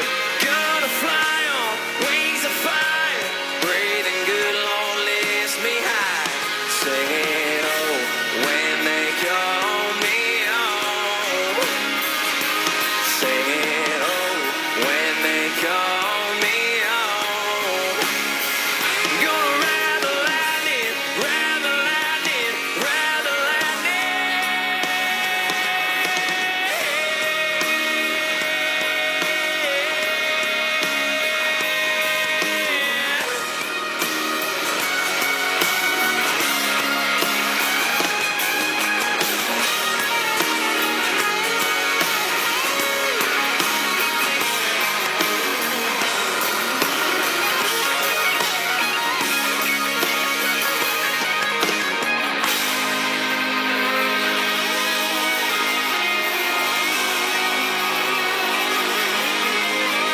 We got one more chorus, y'all.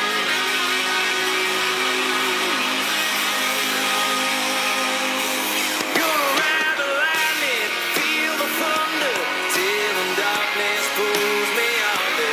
Gonna fly on wings of fire, breathing good, Lord, lifts me high. Singing, oh, when they call me home. Singing, oh, when they call me home. Gonna ride the lightning. Gonna ride the lightning.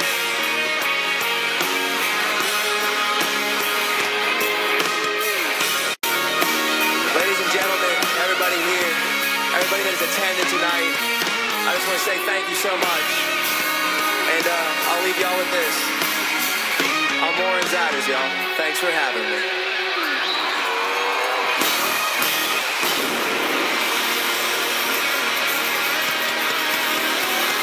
It has been my honor, ladies and gentlemen. I really mean that. Thank you so much. Happy birthday to the Army. Happy birthday to our President, Donald Trump. Amen, y'all. God bless America, baby!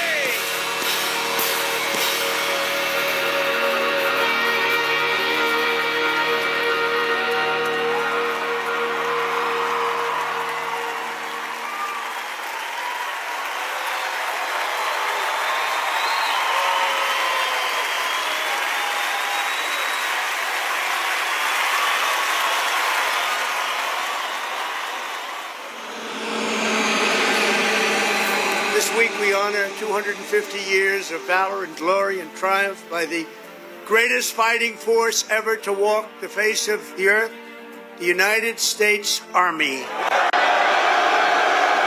Each of you on the field today is among the most talented members of your generation. You could have done anything you wanted. You could have gone anywhere. You could have gone to any school.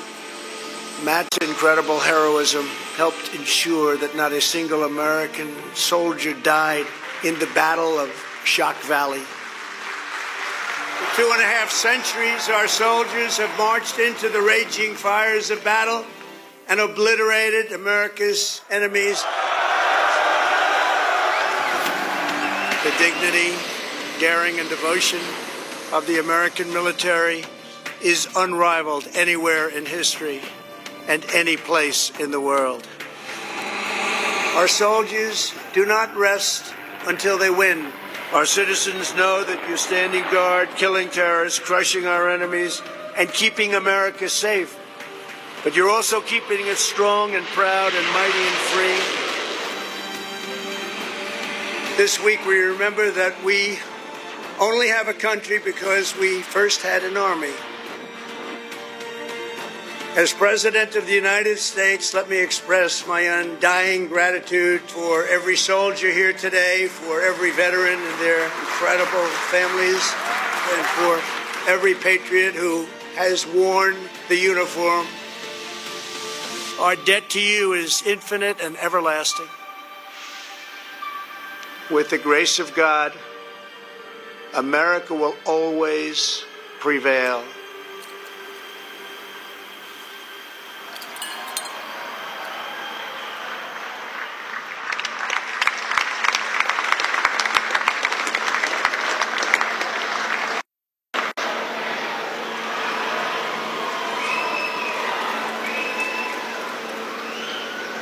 Well, let me say to the thousands of Americans who traveled from distant towns and across state lines to be here today, this is your national capital. Welcome to Washington, D.C. We are thrilled to have you.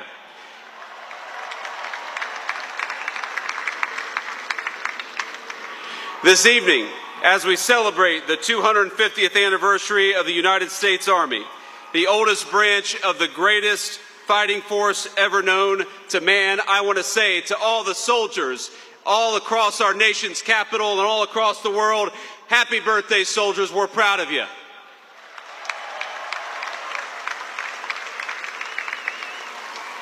And I want to say you represent an unbroken line of greatness, of excellence. And one of the things the President of the United States has told his entire administration, from the Vice President on down, is that we must remember that the young men and women who put on the uniform and serve this nation are our most precious resource. We must honor them, we must respect them, we must fight for them, and that's exactly what the Trump administration aims to do every single day.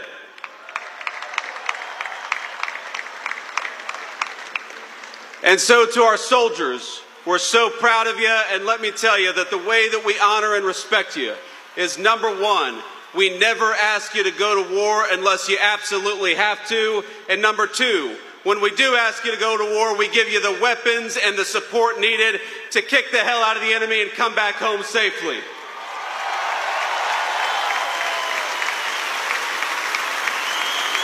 Now, I know I am the last thing standing between And that is a dangerous place to be with a lot of soldiers in the audience. So let me just say a couple of quick additional thoughts. First of all, June the 14th is, of course, the birthday of the Army. It is, of course, the birthday of the President of the United States. And happy birthday, Mr. President. But I would get in trouble if I didn't mention that it's also my wedding anniversary. And so to my lovely wife, I love you, honey. Happy anniversary. And thank you for everything that you do for our country. So without further ado, it is my pleasure to introduce the 45th and 47th Commander-in-Chief of the United States Military, President Donald J. Trump.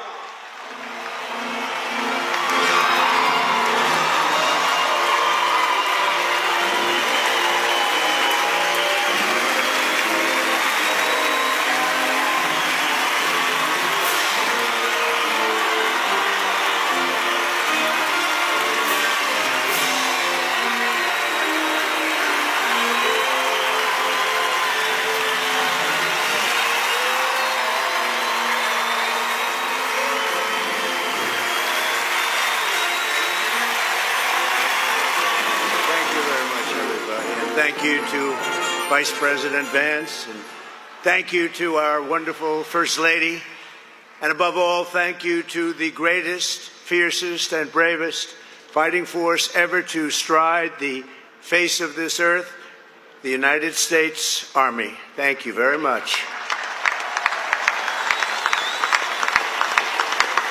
Because the Army keeps us free, you make us strong, and tonight you have made all Americans very proud. They're watching from all over the world, actually. Made them all very proud. Every other country celebrates their victories. It's about time America did too. That's what we're doing tonight. And watching this magnificent display, our souls are filled with gratitude for every generation of warriors who have worn the uniform all the way back to the very beginning. So to every veteran across our land and right here in our nation's capital, including 6 recipients of the Congressional Medal of Honor, we love you, we honor you, and we salute your noble service to our flag and to our country.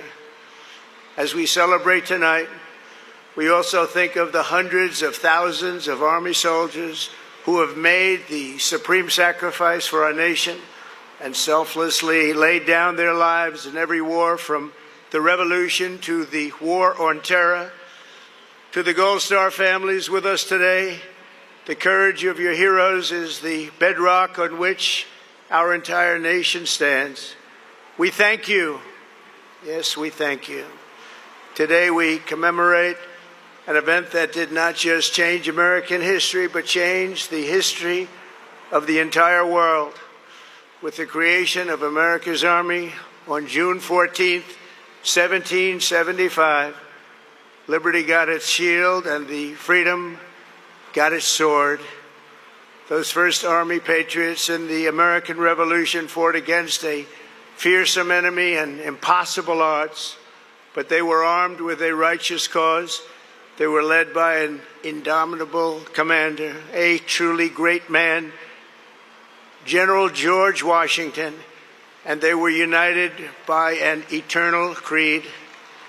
Their motto was victory or death. Over the past 2.5 centuries, our warriors have shown unrivaled valor on fields of battle around the globe. With the frostbitten feet and bloody fist, they have marched into the flames and fury of combat, charged up mountains, stormed beaches, waded through torrents of gunfire, and leapt into skies thick with smoke and shrapnel. The U.S. Army has driven bayonets into the heart of sinister empires, crushed the ambitions of evil tyrants.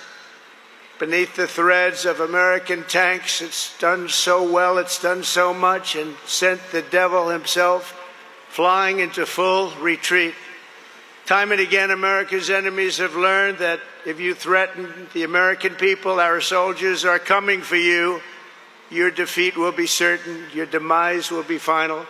and your downfall will be total and complete.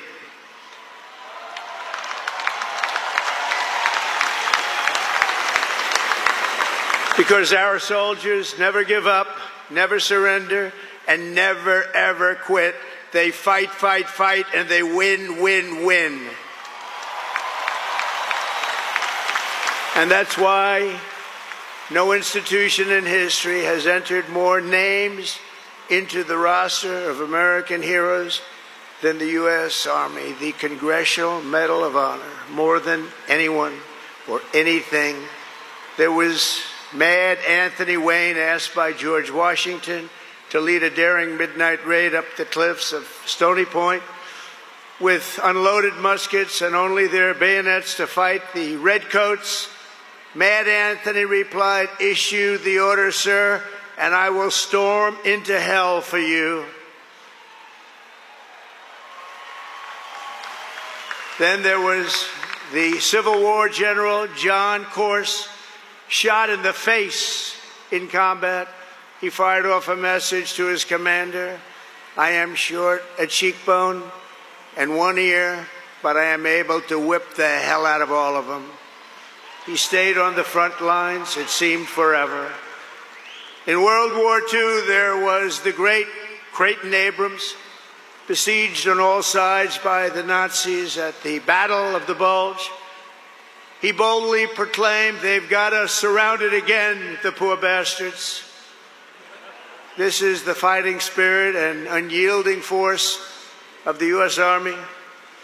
It has never changed, and it will never, ever change, because there is no earthly force more powerful than the brave heart of a U.S. infantryman or an Army Ranger, paratrooper, or Green Beret. They are the best, they are the finest.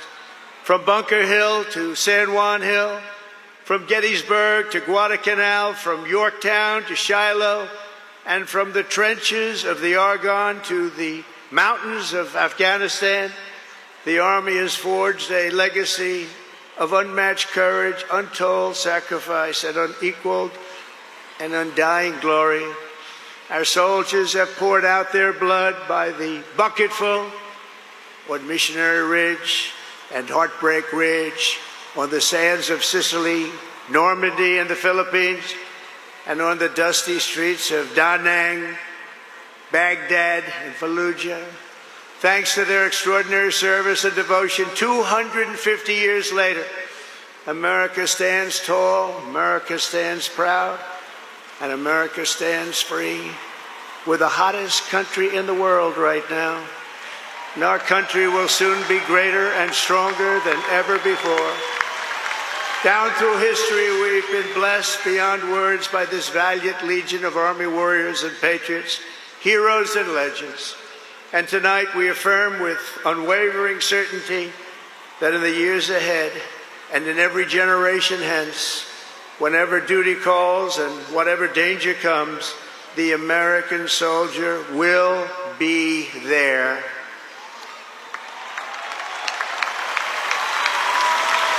No matter the risk, no matter the obstacles, our warriors will charge into battle.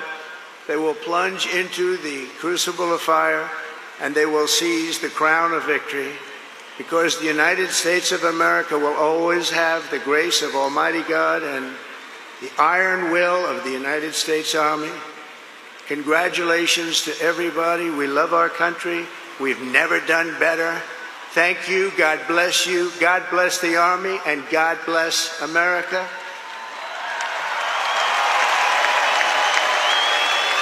And now I'd like to ask our great First Lady to join me at the podium. Thank you very much, everybody.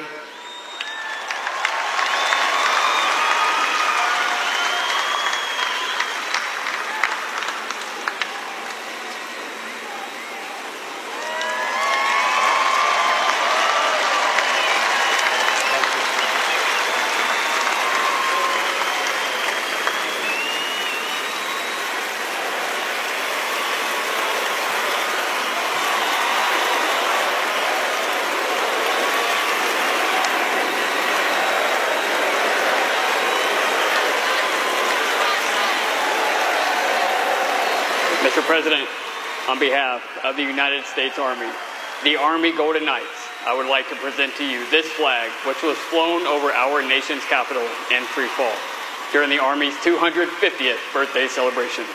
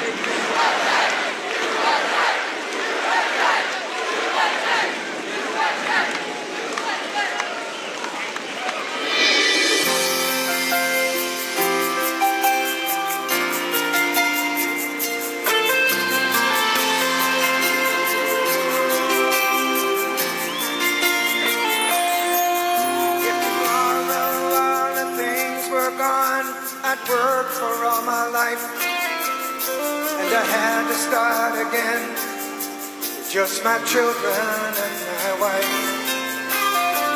Thank my lucky stars to be living here today, 'cause our flag still stands for freedom, and they can't take that away.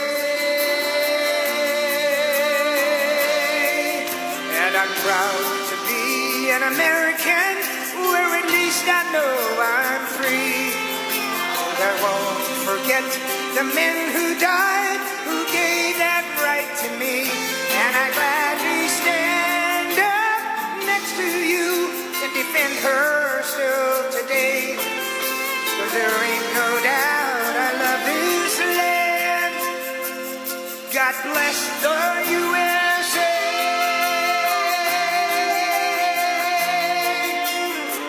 Happy birthday, Mr. President.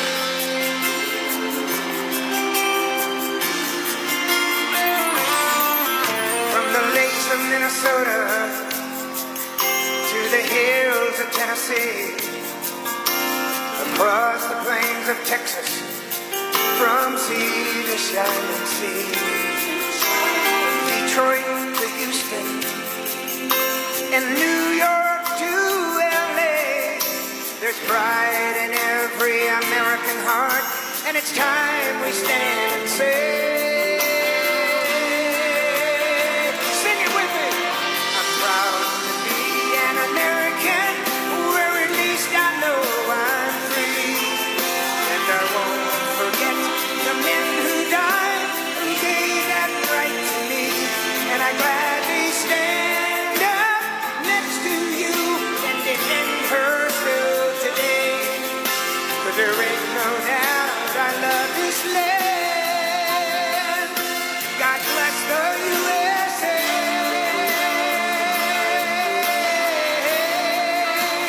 Light up your cell phones. And I'm proud to be an American, where at least I know I'm free. And I won't forget the men who died, who gave that right to me. And I gladly stand up next to you and defend her still today. 'Cause there ain't no doubt I love this land. God bless the USA.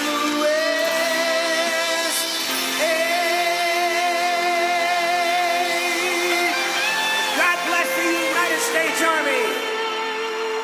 Thank you.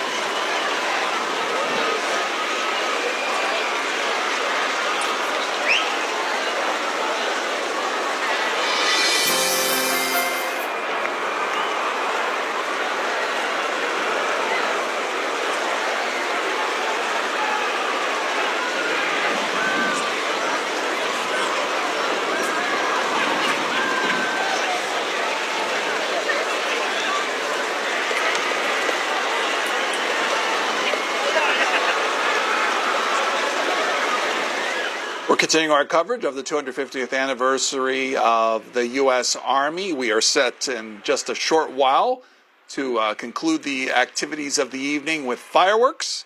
And once that's done, you can continue watching, though, on our main network, C-SPAN, what you're watching right now, cspan.org, and C-SPAN Now.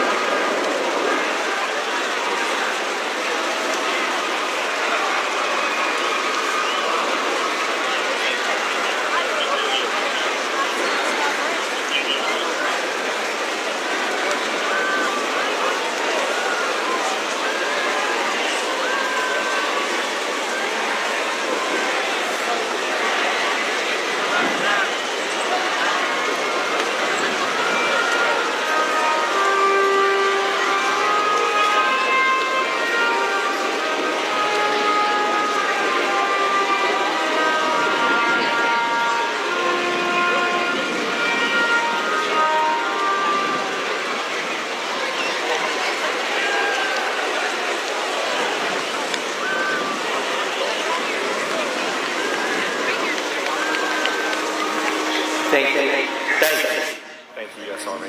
Thank you. Thank you. Thank you. Thank you, Army, for 2 years. Thank you so much for serving alongside my grandfather and my great-grandfather, for your service, for your country, for your family. And I just want to say thank you from a generation that may not have known your name, but I get to live in the freedom because of it. I want to thank all the U.S. service members, men and women, and especially the Army for their 250th birthday. Thank you very much. My grandpa served in the Army in World War II as part of the 82nd Airborne. Thank you, Army, for everything that you do. My brother Rob and my son Alec both served in the U.S. Army. We thank you for your courage, your sacrifices, and the burdens that you may now carry. Thank you so much for doing what you do, putting your lives on the line for other men like me to live the life I live. I just want to say happy birthday to the U.S. Army, congratulating them on 250 years. I want to give a big shout out to my Uncle Zeiders, who served in the Army, and thank you for all you do. I'm very thankful for the dedication and the hard work of the men and women of the U.S. Army. Hi, American soldiers. Thank you for all you do. Love you. Our freedom is not free, and we know that we are free because of you and your efforts. Thank you to our Army active duty and veterans for protecting our rights and freedoms. It comes at an immeasurable cost. Wishing you the best. Happy birthday. Go on. Happy birthday, Army. Thank you to everybody who's serving today and has served in the past. Love you guys and girls. Thank you so much for everything you do. A big thank you to the men and women that serve our country and everything you guys do for us. Thank you, Army, and happy birthday. Happy birthday, Army. Happy birthday, Army. Happy 250th.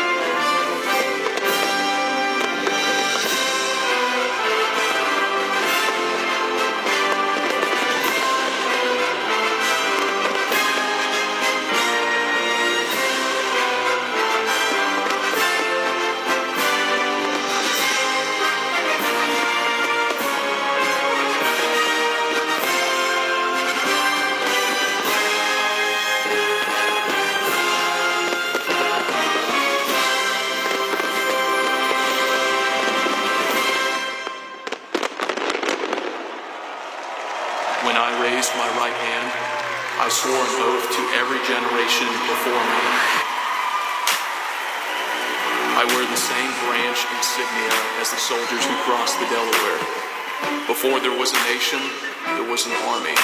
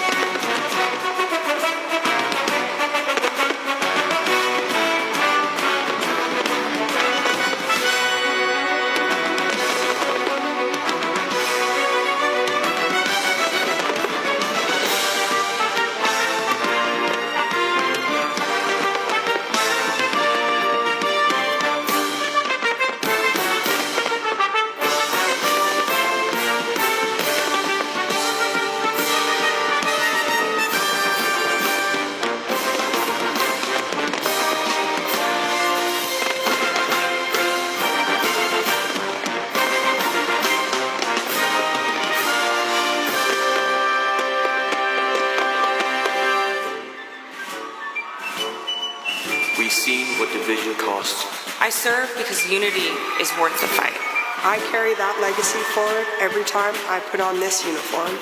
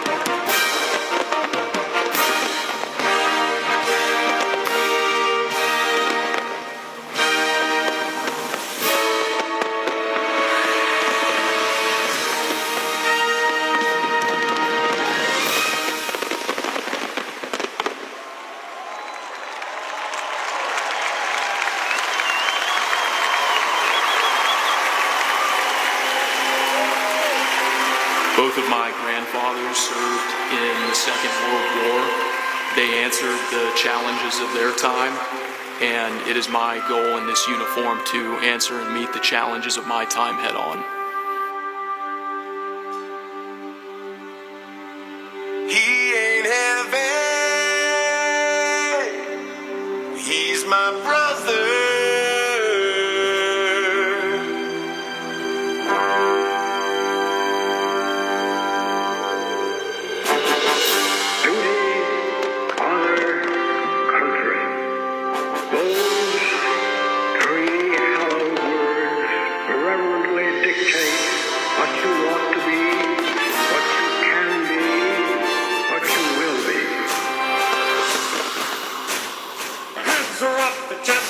The arms are swinging a cadence count. Sound off. 1, 2. Sound off.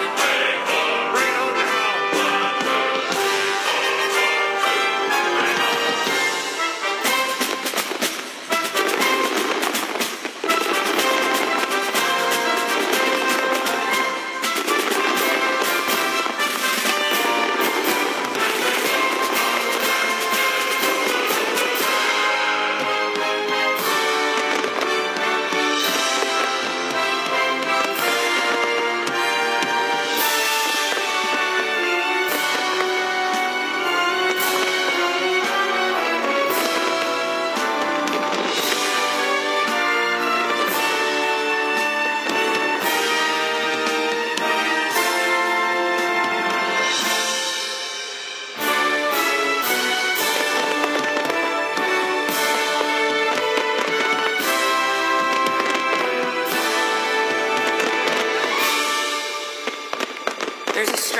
these bonds.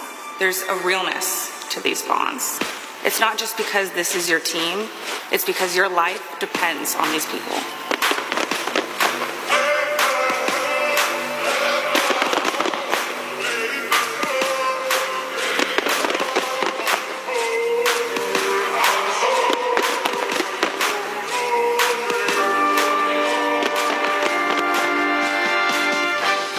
I am an American soldier. I'm a warrior and a member of the team. I serve the people of the United States and live the Army values. I will never accept defeat. I will never quit. Trained and proficient in my warrior task and drill. I am an expert and I am a professional.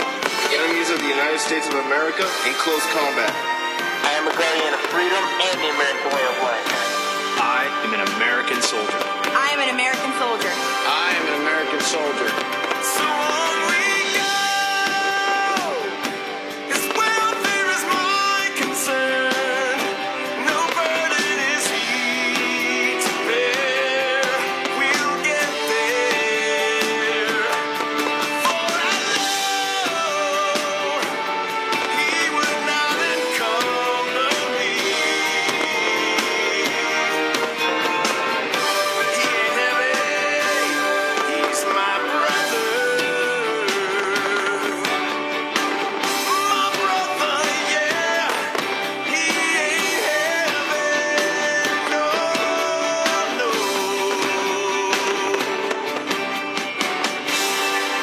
He's my brother. When I'm outside guarding the tomb of the unknown soldier, it is one of the most honorable jobs I think that I could have had in the military. I think about those soldiers who made the ultimate sacrifice. Oh, beautiful for heroes proved in liberating strife.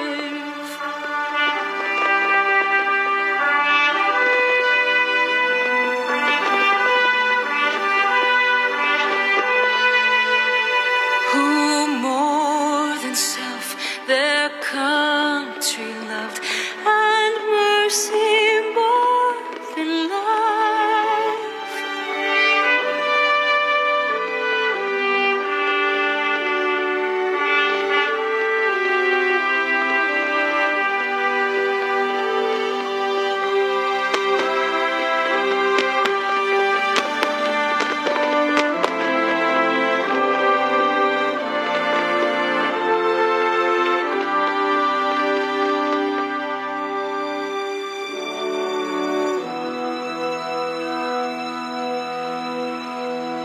And I will always do my duty, no matter what the price.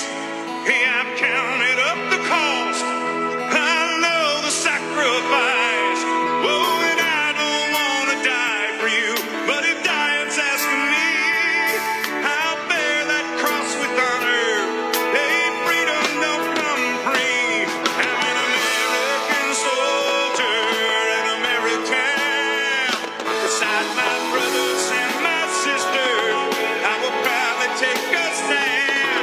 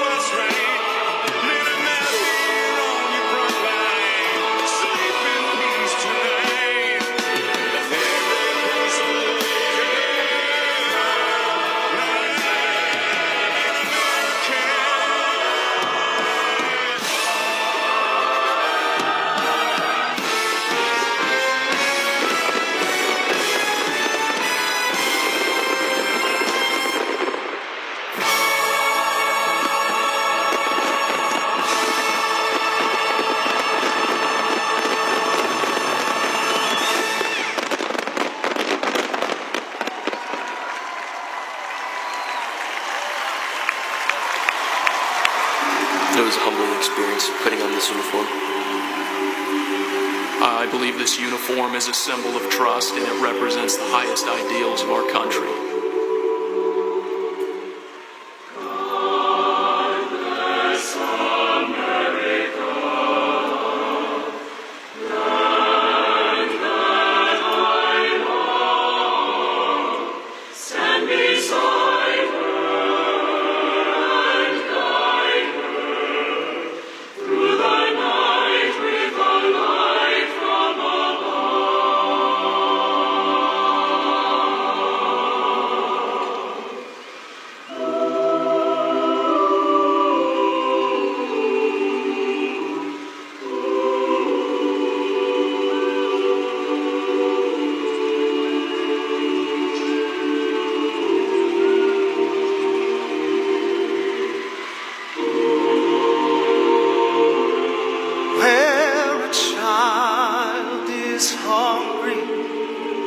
Where men have no homes, where the powerless are yearning to breathe free. May we fight for justice till there's justice for all, and become what God meant us to be.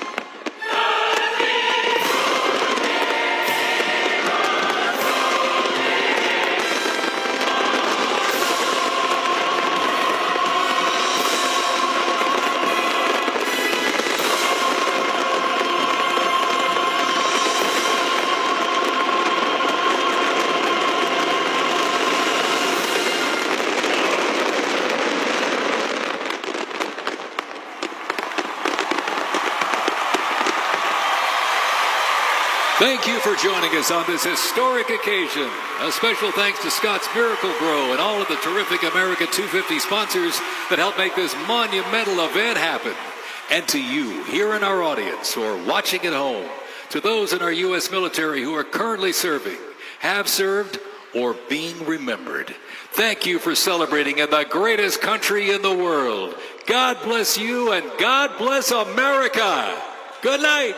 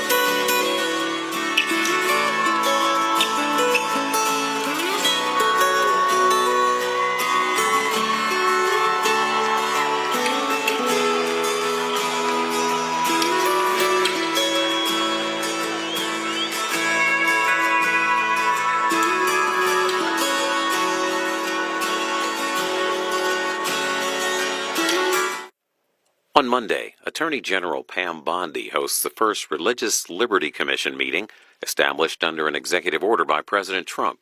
Religious professors and experts are expected to testify. Watch it live at 9 a.m. Eastern on C-SPAN 2, C-SPAN Now, our free mobile app, or online at cspan.org. The U.S. Senate returns Monday at 4 p.m. Eastern. Senators are expected to consider more of President Trump's nominations throughout the week, including Assistant HHS Secretary and FCC Commissioner.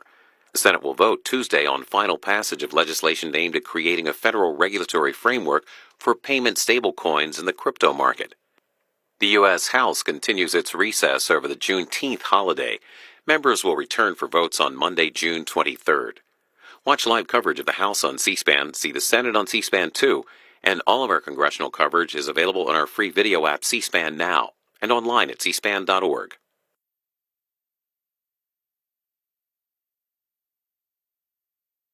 C-SPAN, Democracy Unfiltered. We're funded by these television companies and more, including Comcast. Oh, you think this is just a community center? No, it's way more than that. Comcast is partnering with 1,000 community centers to create Wi-Fi-enabled lift zones so students from low-income families can get the tools they need to be ready for anything. Comcast supports C-SPAN as a public service, along with these other television providers, giving you a front row seat to democracy. Next, Maryland Congressman Jamie Raskin joins others in the No Kings Coalition for its No Kings protest, a rally and march in Philadelphia that was one of several concurrent protest rallies in cities across the United States.